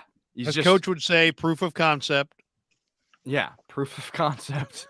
Like, I mean, he's just doing it. He's playing great, and your eyes are not deceiving you. He's playing amazing, and the Niners are rolling. They scored 45. So, Brock Purdy, player of the game. Easy. Brock freaking Purdy, player of the game. We go to Baller, bottom square. Charvarius Ward. My All right. The first drive, the Cardinals, they went right down the field and put up 7. But that second possession, it was Charvarius Ward coming up with a huge interception, took it all the way back. And fellas, what made that play so impressive was, like, that was not his zone. That was a curl route over the middle of the field. But since nobody kind of ran a route in Mooney Ward's direction, he could kind of freelance. He spotted the tight end over the middle. He was open for a second, and then he jumped the route and he finished the play. Just an absolute game-changing play. Then he got another interception later. And what I also loved is that there were a few weeks there where there was a 3-game stretch where Mooney had like 7 flags in like 3 games, and he's completely cleaned that up. He's playing like an all-pro corner. Good call. Danny, New York Style Italian Sausage Company player of the game. All right, I'm going to go way off script here. I was going to go with Mooney Ward, but I'm going to give somebody some love who hasn't been talked about ever. The only time he gets talked about is when he lets somebody in for a sack. I'm going to give Colton McKivitz some love because McKivitz, look at you. Yeah, I'm going to give the offensive lineman. They never get any love, and the guy's he's not giving up any sacks, and he's opened the lanes up today for the running game. So the fact that you never heard Colton McKivitz talked about, give him some love. Colton McKivitz. Like it. Rye. Who's your New York Style Sausage Company player of the game? Ooh. I was going to give it to Jake Moody, but that just seems a little criminal with the two of the awesome guys today still left. But Jake Moody, first field goal attempt in 3 games, and he nails it. He's also 15 for 15 on PATs in those 3 games. So just that's good. It's just good to file away. I'll take McCaffrey, 7 touchdowns versus Arizona this year. How about that?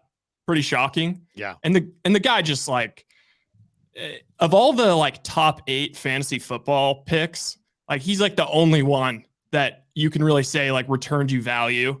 And the guy just absolutely showed up in first round of the playoffs, had like 45 fantasy points or something ungodly, like 180 scrimmage yards, 3 touchdowns. So got to give it to that guy.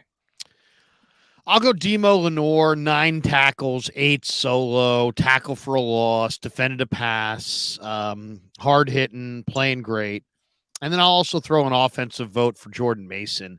Guy sits the bench, never plays, finally gets in there, gets a 17-yard run as one of his 5 runs today. Love to see it. I absolutely love to see it. Jordan Mason, I think, is going to be a really, really good player. All right. That is our New York style Italian sausage player of the game. All right, we're going to finish. I told you I had some Warrior trades for you. And here you go. I went to the trade machine and I found some trades that actually do work. These all work. Tell me if you like any of them. Okay. Klay Thompson to Utah with 2 number 1s for John Collins and Lauri Markkanen. I like. You like that? I like Lauri Markkanen. Yeah, I love Markkanen. Easy. Okay. You like that one. That's a no-brainer. Okay, here's another one. Andrew Wiggins to Sacramento for Harrison Barnes and Davion Mitchell. I don't like that. I don't want Barnes. Yeah. I don't like that, but I will say for the people paying attention to the Kings, Mitchell has dipped in their rotation, and he's now kind of he's not getting many minutes, so he's pretty available. Hasn't been very good. I mean, if GP2 comes back, him and Mitchell seems a little redundant. No. Yeah, a little duplication there. I do like Davion Mitchell, though. He's got a little dog to him. Okay, here we go. Here's another one that works. This is Klay Thompson in a deal to the Lakers. And unfortunately, you got to make there's got to be a lot of players because Klay Thompson makes a lot of money. So it'd be Klay Thompson to the Lakers for Rui Hachimura, Austin Reeves, Gabe Vincent, and Jackson Hayes. Why would the Lakers do that, though? Yeah, why You would they probably would have to include number 1 or 2 number 1s to make the deal work. Because this is just on what it works on Klay's cash. That's how much Klay makes. You'd have to trade quite a bit to get Klay. I mean, I would love Hachimura is a great defensive player. Would you do that trade if you had to go with Klay Thompson in a 1 or multiple 1s? Yeah, for Jackson Hayes, Gabe Vincent, Yes. Austin Reeves. Yeah, Reeves. Hachimura is a great wing defender. Austin Reeves has like the best contract maybe in the NBA. I didn't understand this offseason, is an absolute steal. Like he's making half of what Jordan Poole made, and he's a better player than Jordan Poole. Not even close. That made no sense. There should have been teams around the NBA that were willing to offer Austin Reeves more than what the Lakers were. Like that made no sense. Someone needed to outbid the Lakers, but didn't happen. Maybe LeBron's slipping him $5 to $10 million under this table somewhere. Would you make this trade? Klay Thompson in a number 1 draft choice to the Knicks for R.J. Barrett, Emmanuel Quickley, and Jericho Sims. No. I'm not an R.J. Barrett guy, so I don't like Barrett. Emmanuel Quickley's pretty mid. Okay. Here we go. Draymond and Lester Quinones to the Lakers for Rui Hachimura, Christian Wood, and Jackson Hayes. No. You wouldn't make that trade. If the ownership was like we're getting rid of Draymond, then I mean I guess, but no. Chris Paul and 2 number 1s to the Chicago Bulls for Nikola Vucevic and Alex Caruso. Yes. Oh, they would never do that though. Chris Paul and 2 number 1s. You'd probably need like they're saying it's two ones just for Caruso. That's crazy. It's probably. I mean, I would do maybe. I was thinking maybe Kuminga. I would probably do Kuminga and a pick for Caruso. Here's another trade that works. Tell me if you would think this would be an attractive trade. Klay Thompson, Moses Moody, Corey Joseph, and a number 1 to the Pelicans for Brandon Ingram, Larry Nance, Jordan Hawkins, and Trey Murphy. I don't see the Pelicans doing that. Yeah, Jordan Hawkins is good. I don't see the Pelicans doing that. I mean, Jordan Hawkins and Trey Murphy. You'd have to entice them with number 1s for sure. Yeah. All right, Danny. I've given you a few. I didn't have time to do a lot. I just came up with one. Oh, here we go. Here's my deal. It's a blockbuster, but it works in the trade machine. I would expect nothing less. All right, so I'm trading Andrew Wiggins and Chris Paul and a number 1 to Toronto for Pascal Siakam and OG Anunoby. Pascal?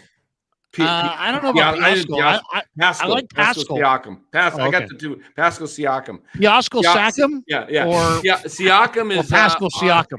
Pascal Siakam. Siakam's got Pascal Siakam. They're going to trade him because he's a free agent. 2 years left. OG only has 2 years left. Wiggins has 4 years left. He's from Canada.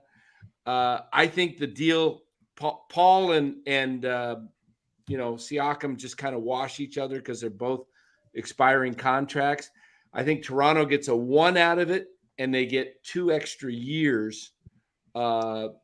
You're getting Wiggins. both OG Anunoby and Siakam for Paul and Wiggins. And a 1. No, you think my thing's a pipe dream? That's why wouldn't Toronto do that? They get a 1 and they get Wiggins. Because open air drug use is not as prevalent there, I guess. They want everything for just Anunoby. Like that, teams have tried to get that guy for so long now. But I think nuts. Wiggins, you're high. I think Wiggins and Anunoby are similar. If Wiggins gets his. They're both whatever men. is causing his mental stuff. You're going to have to include Kuminga and Moody, and you're going to have to throw in probably 3 first-round picks. You think that Anunoby's that much better than Wiggins? I don't. Well, I mean, you're forgetting about Siakam also. Yeah, but Siakam is a guy that they're getting a 1, and Siakam is a guy that's going to walk anyway. But he's going to get. If you're dealing with the Warriors, Kuminga's the guy you want. Maybe Siakam's the best player in the deal. Here's maybe you throw in Kuminga then. Here's one other trade that I was thinking of the other day. I'm watching Warriors Clippers the other night, and it hit me. Klay Thompson's playing great because Jerry West is in the house, and the Clippers don't have a lot of ways to get better. I could see Jerry West advocating for trading for Klay. And I'm sitting there. Jerry's there. Klay's playing his best game all year. Did you see Klay against the Clips down there? Yeah. He had 30. He lit it up. Yeah, I think he had 27. But he was awesome. It was like old school Klay. And Jerry loves Klay. Would you take? Now I know you're gonna go, oh my God, no. Would you take James Harden in a deal for Klay Thompson? If you got, you could. I think it works for like Miles, what's his name? What's the big center they have? Whose brother? He's got a bunch of brothers in the league. Who's the guy that they have? Yeah, Plumlee, Harden, and Bones Highland for Klay Thompson. Would you do it? Bones Highland. Harden dominated that game in the first half. Clay I was the would. best Warrior in that game. I think I would. Harden Because is something has to be done. Harden's They need a done. Harden's shakeup. 34. Clay's 33. Clay needs to go somewhere else. LA's perfect. Jerry loves him. They also could give you Paul George or Kawhi, but Kawhi's playing so damn well. Is Harden tradable since he just with that how that works since he just got traded? Yeah, he can be traded. I think he might not be able to be traded until January 1st or something like Okay. that. But that's coming up. I mean, it does feel a little bit like tossing a match in the Would you already possibly burning fire. The Warriors need to shake it up. They don't need to move Kuminga. They probably do need to shake it up. That's twice you said shake it up, but you got Taylor. A lot of sounds like Taylor Swift's on your brain. Yeah. Oh, really? I didn't know you knew your Taylor Swift that well. Look at that. You're a Swiftie. Who knew? I wouldn't do it. You wouldn't trade Clay? No. Period? Or Because you think wouldn't about Chris trade Paul also. Like, if you're trying to compete this year, like maybe you move Paul in that deal for Caruso and Vucevic, and then move Clay in a deal for Harden and Plumlee and Bones Highland. First of all, what do you think of that trade? Bones Highland, Plumlee, and Harden for Clay. I think it improves the Warriors, gives them height, gives them depth. I think Harden's got more left than Clay. If Steph would have to sign off on it. I've heard rumors that they were going to. Yeah, I don't mind Plumlee. I've heard rumors that they were going to trade for Harden the year when Clay got injured, for the second time on draft day. There was a little murmur about that, and that they just said "F it." There's talk. Woj says that Dunleavy's listening to calls on everybody. They're obviously not Steph. They're putting the word out. They want to shake it up. Nothing would shake it up like James Harden joining the Warriors. That would shake it the F up. Huh. I think it would be fun. I think it would be intriguing. What about you'd have to move Paul somewhere because Paul. You got to move Paul, but I'm saying Paul's got a $30 million expiring. Yeah, but Paul and Harden don't mix. I mean, you got to move them so they're not in the same building. Yeah, Paul. That is true. Yeah, maybe you could move. Would you grow the deal to? Would you take PG back? What do you think of PG? Oh my God, I love Paul George. Yeah. Just don't You'd have to throw picks or Kuminga or Moody or some sweetener in. But you kind of look at the Clippers and you're looking at Jerry West and you're going, they don't have a lot of moves they can make. And they get some guys down there playing ball, man. That guy Coffee, what's his name? Amir Coffee or whatever. That guy can play. They got some guys. I love Zubats, man. Zubats is such an underrated center. I love having a 7-footer with some low post skills nowadays is unheard of. So when you see it, it's just whoa, that's something I haven't seen in a while. And Zubac's got it. He's got some touchdown low. I like me some Zubats. I mean, if you're the Warriors, you're sub 500. You got to shake it up.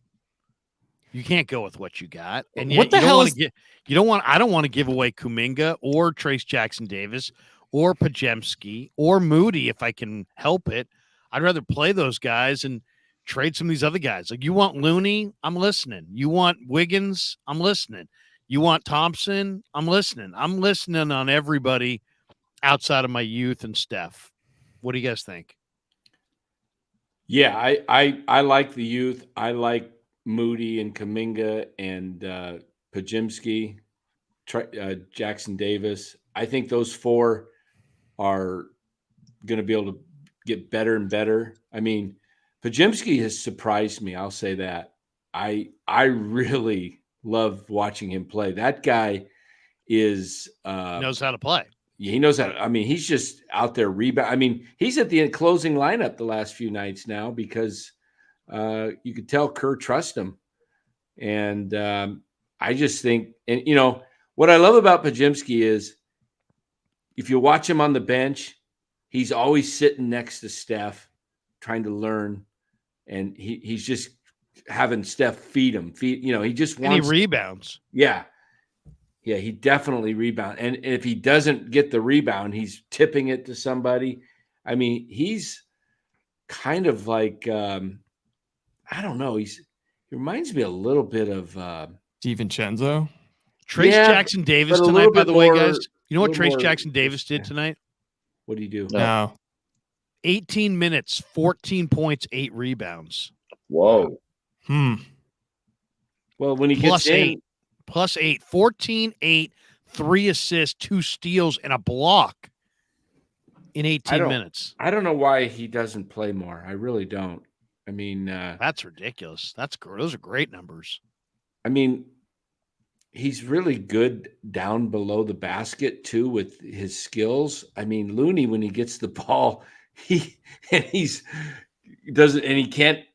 jump high enough to get his shots are constantly getting blocked because he doesn't have any moves down there. I don't know. Looney's all of a sudden, isn't it kind of weird how Looney, like last year in the playoffs, he was great. I mean, he wasn't great against the Lakers, but against Sacramento, he was unbelievable. And then this year, he just seems like his game is like he's lost a step and he was slow already. I think he's better suited to playoff environments. Maybe. Yeah. Because, I mean, he's a beast on the boards and he sets great picks. And it's just when he gets the ball down low, when they have a pick and roll and he's wide open, he doesn't go up and get it.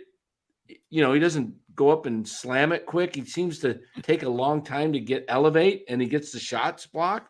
I don't know. Hey, by the way, guys, great tweet by our good friend Jordan Elliott. Listen to this tweet from Jordan Elliott. He said, Brock Purdy looks good today, but would he succeed in a completely hypothetical scenario that has absolutely no bearing on reality? Yeah, exactly. That is the $1 million question. That's great. That's the great. Inverse Herbert. I mean, that is so awesome. Man. Oh, that is awesome. Wow. That is an awesome tweet. Could you guys guess who's leading the Warriors in 3-point percentage? Draymond. Draymond, he could be. Saric? It's Draymond. What is he about? 42.9. What's Steph, like about 39? 42.3. Oh, okay. Draymond's how many attempts has Draymond had? Does he have like 40 or yet? Or he's got like a healthy amount of attempts, kind of. Probably about like 2 a game. Yeah. Draymond has played in 15 games and he's been tossed in a third of them. No. That's unbelievable. It's like I definitely decided before he got the the slap to Nurkic, I was like because I had him in some earlier parlays. I had him in one of the games he got tossed, and I had a parlay in, like a 5-leg parlay, and Draymond, all he had to do is get like 6 assists or whatever it was, and I would have won, and he got tossed. It's like you can't count on Draymond to be in your parlay because you never know when he's going to go off. Curry's 268 game streak of hitting a 3 ended tonight, and they won. Go figure. Wow. Are we all in agreement that today, December 17th, 2023, that Brock Purdy's the MVP today? Or are you guys not there yet? I'm there. 100%. I'm there. Oh, yeah. Definitely. It's Brock Purdy. And I'm there because Dak had a bad game. Like Brock's just doing what he's been doing. Dak just, fell off. Let me ask you guys this. If Brock Purdy does the unthinkable, wins the MVP, and leads the Niners to a Super Bowl, will we see a Disney movie about this? Yes. Yes. On the same level as like what are there other Seabiscuit or Secretariat? What else? Kurt Warner's movie. Kurt Warner movie? Yeah. You know what? I'll take the field. If you're taking Disney, I'm gonna take it's a Disney field. movie. Like kind of like What are the other Disney movies? Like, what's the one on the 80 Olympic team? Oh, the Miracle on Ice. Cool running. Miracle. You know, it's going to be I can see a Disney movie on Brock Purdy, Mr. Irrelevant. Timothy Chalamet is. There's going to be Brock a movie. Purdy. Will there be a movie if Brock wins the MVP and the Super Bowl? Yes. I think so too. Oh, It's a good story. There will be. I'm just not sure it's going to be Disney. Might be Who another plays- company. who that- It might be an HBO limited 10-piece 10-episode miniseries. Who plays Paramount. Brock, and maybe most importantly, who plays Larry Krueger? Larry wants to be Yeah. in that movie. Hey, Yeah. I discovered this guy. Larry Krueger playing himself in this movie. It's a reenactment. Who's Mike Miller? Who's playing Mike Miller? Yeah. What actor plays Mike Miller? Oh, that would be. Oh gosh. You know, Tom Holland maybe could play a good Brock Purdy. I'm trying to think. I should bust out the very first interview that Ryan and I did with Brock Purdy in September. training camp, or maybe right after training camp. Right? Didn't you tell him I was like his biggest fan, like in the interview? Yeah, I pulled it up earlier. I didn't end up playing it, but I was like, you know, this is like so real now that I'm like, I wonder if there's like any gold that could be like repurposed from these things. I know, like, will the Brock Purdy estate have to pay us off for like to use it in their documentary? Exactly. This was an interview done 7 weeks before Brock ever took the field.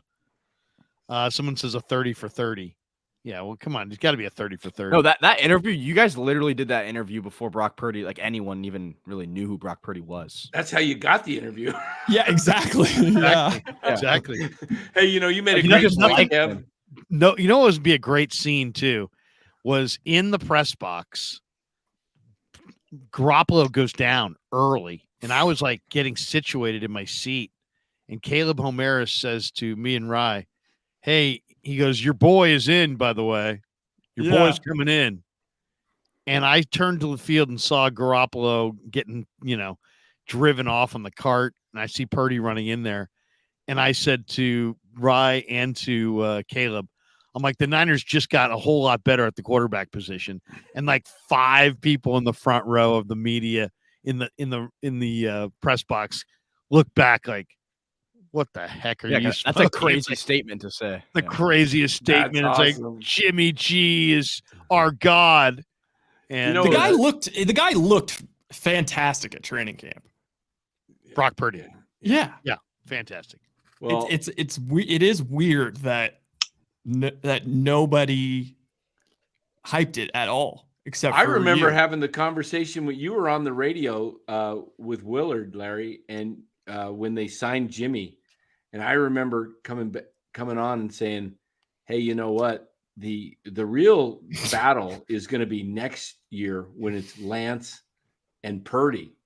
It's going to be about Lance and Purdy, not Jimmy G." And pretty interesting. But I thought Kev made a great point about Dak, because having a bad game, it was perfect because it was the national game of the week too.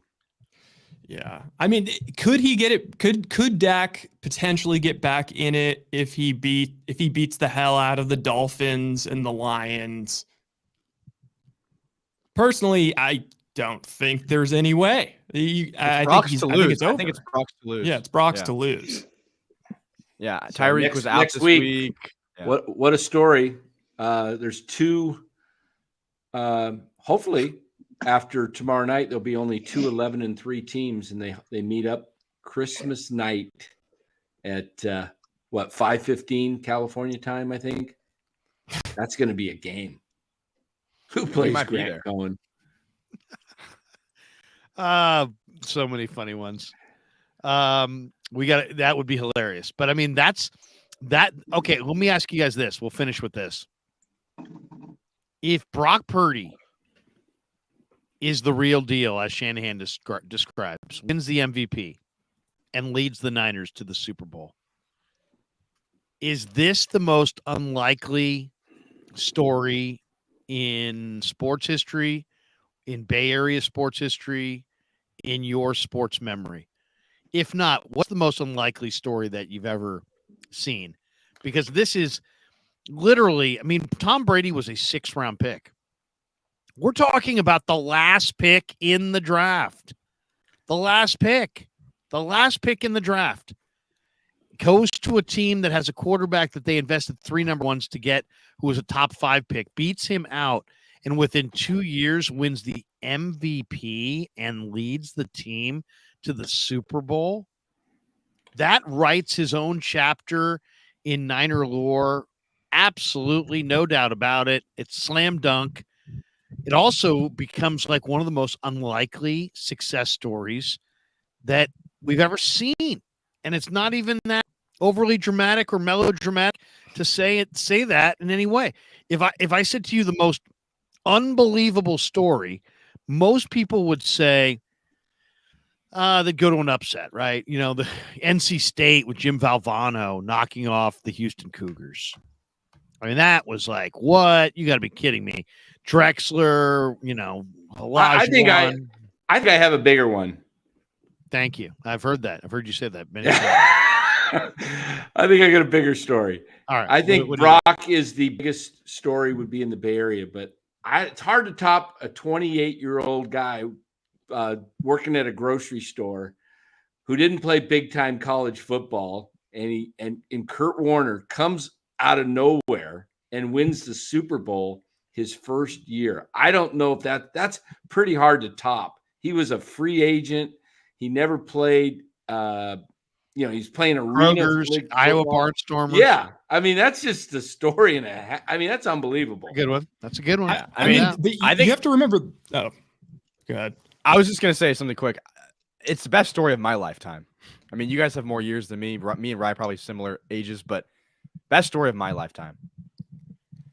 It's just hard to really like. Last year, what was so, and I was thinking it could be a 2-part movie just in his first 2 seasons. Like the first movie could be just like the constant, I mean, the craziness of last year and the heatedness of the Jimmy G versus Trey Lance crap. And it was like, that was national debating topics. And it was just, that was all anyone spent, 95% of their streams was just debating that shit. And then all of a sudden they both get injured and it's like, all right, well, the season's over. And then Mr. Irrelevant, who no one thought would make the roster, just goes undefeated and looks awesome and takes them all the way to the NFC Championship game and then gets hurt and like doesn't even really get a chance. And so it's like, and that's the end of movie 1. And it's kind of a Bad News Bears type ending. And then he comes back for the second movie. The second movie, they go on there. The beginning is, they're talking about Sam Darnold. Should Sam Darnold play? Blah, blah, blah, all this disrespect. And then Purdy just goes on an absolute heater, wins MVP, wins the Super Bowl. There you go. He's a Dark Knight of sequels. I got a few. Somebody said senior softball game says Papa was on him the same time as Krug. No. Come on. Who you fooling? Okay. But I mean, that is Kev, if you say it's the biggest story of your lifetime, what's second? What's the most amazing sports story that you could think of in major American sports? Forget, on the spot, high school basketball coach who does. There's always going to be amazing stories on a smaller level, but on a pro level, NBA, NHL, MLB, NFL. What's a more amazing story than Brock Purdy, last pick in the draft? If he finishes this deal, wins the MVP. You're gonna hate this one. I have one. I'm not saying this is better, but I'm saying here, compare this to this. But you guys might hate this. Danny getting 1,200 subs on the channel. Don't. Oh, Cavs 3-1 come back in the finals. What?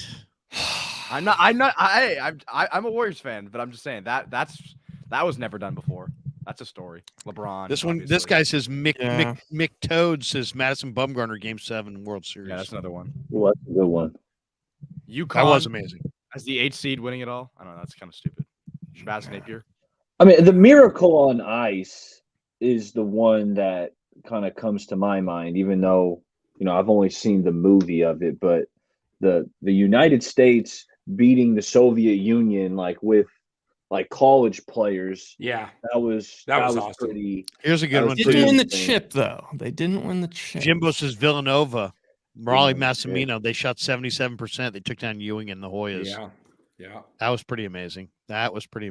How about the? I can't remember what year it was, but it was recently. It was in the last 10 years. The St. Louis Blues were like in last place. They weren't even going to make the playoffs. They fired the coach, right? That one. Yes, and then they sneak into the 8th spot into the NHL, and they win the Stanley Cup. I was going to say maybe the Warriors against the Mavericks in that 8-1 matchup with Nelly and Nowitzki and the. You know what? Woodpit got it. That actually is the answer. It's Leicester City winning the Premier League. Oh, Jesus, yeah, I don't know anything. That was pretty wild. Leicester. Leicester, I think it's whatever. Leicester. Yeah, Leicester. Yeah. All-time sports moments in my memory, though, the Bama Auburn game where Chris Davis ran it back for a touchdown. That was. What about crazy. What about this year's Bama game? Yeah, but that was way cooler. I don't know. Yeah. And then David Freese against the Rangers in 2011, right? Is it 2011 where he hit the game winner in the World Series? I got another one. How about Mike Miller making it live onto the Krug show tonight? Hijacking post. That's true. Saying that we didn't have Travis the Stones. Travis Ishikawa home run NLCS. Yeah, that's just one home run. That's not the most unlikely story. The most unlikely story would be like if Travis Ishikawa won the MVP. The Giants. I mean, if we're going biggest, just the most unlikely stories of our sports life. When you said the most unlikely story, I mean, literally, if Brock Purdy somehow this year wins the MVP and the Niners win the Super Bowl, this guy is going to be standing on February 11th on top of the football world. And he was the last pick in the draft. And I know we put a lot on draft choices and it's just draft position. Still, that would be amazing. And it's not like he was like unreal, like at Iowa. Like he was a very good 4-year starter. Right. The only thing that can kind of compare is Kurt Warner, right? From working at the grocery store and going on to have the career that he did. That kind of compares. But if I'm talking strictly upsets.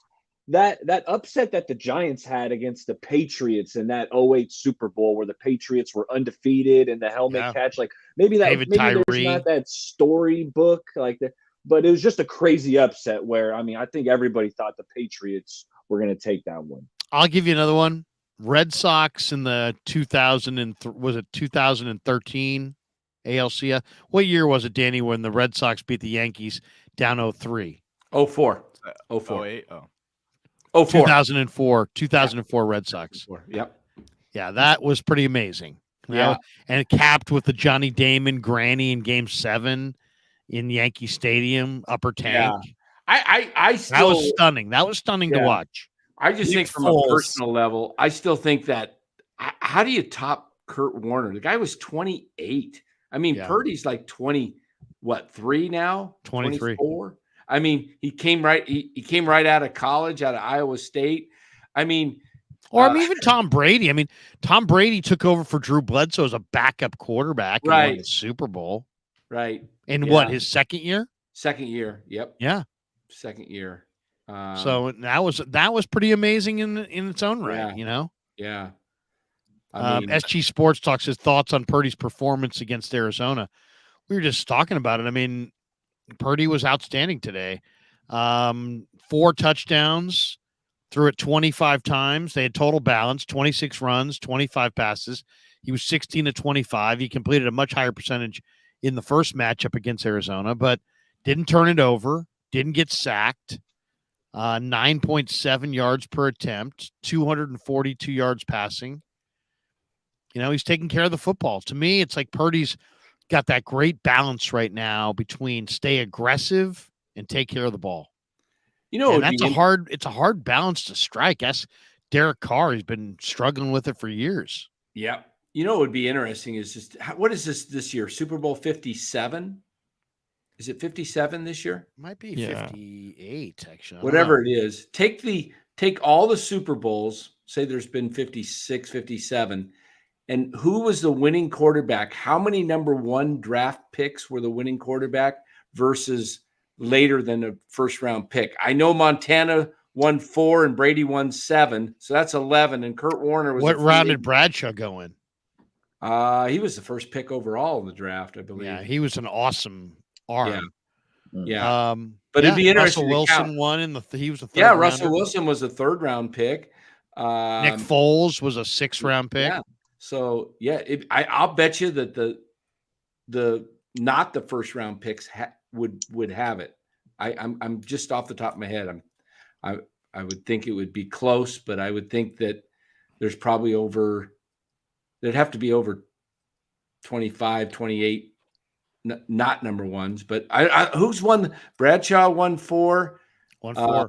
Somebody threw out Nick Foles. I mean, Nick Foles winning the Super Bowl and going on that run was absolutely shocking. That was crazy. Especially that the most shocking thing about it is that he didn't he immediately turned into a bum again. Yeah. How unlikely would it have been this year if the Diamondbacks had won the World Series? Yeah. Pretty damn unlikely. Yeah. I mean, I didn't when I watched them this summer, I wasn't thinking, yeah, I'm watching a World Series team. The real thing that's crazy is it's like, if you just said player X and you didn't know who it was, and then you just put all of Purdy's accomplishments so far and his stats and everything, and you said like by week, what are we on to like week 16, like they're the number 1 seed and all this stuff.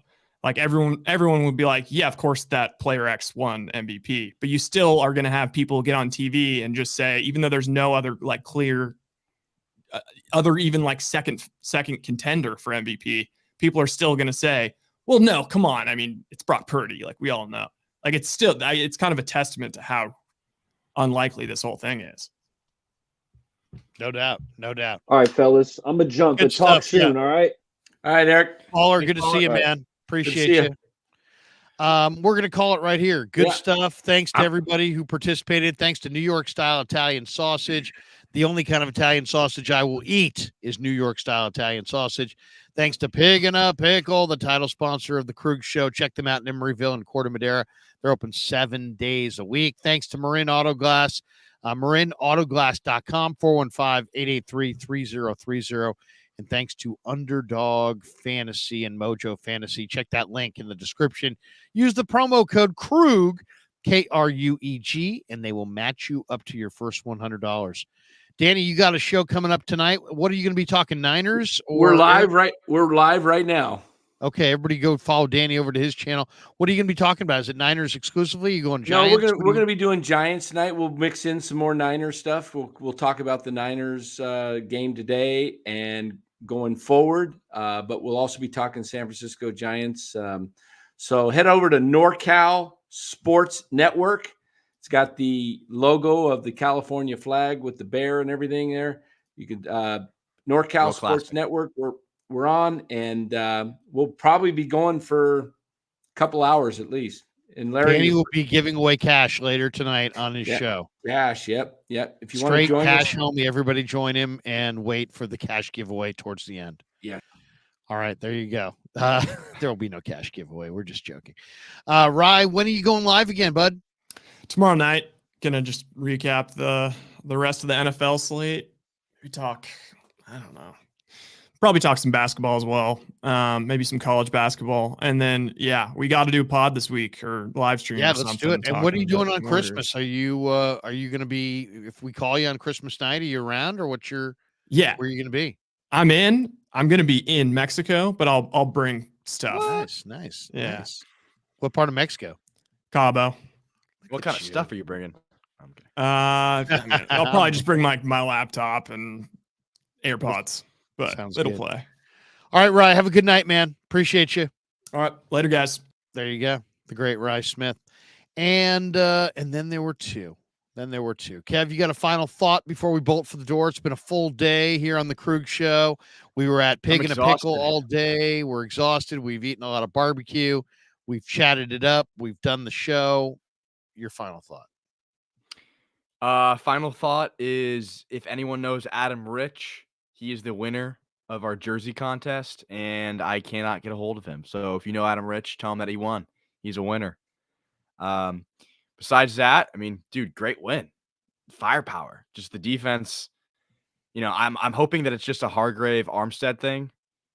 But yeah, defense kind of got burnt today against a not very good Cardinals offense, missing a lot of receivers. 7.8 yards per carry on the ground is a lot. So Donovan says, hopefully that Kevin, gets cleaned up by next week. Did your dad tip? I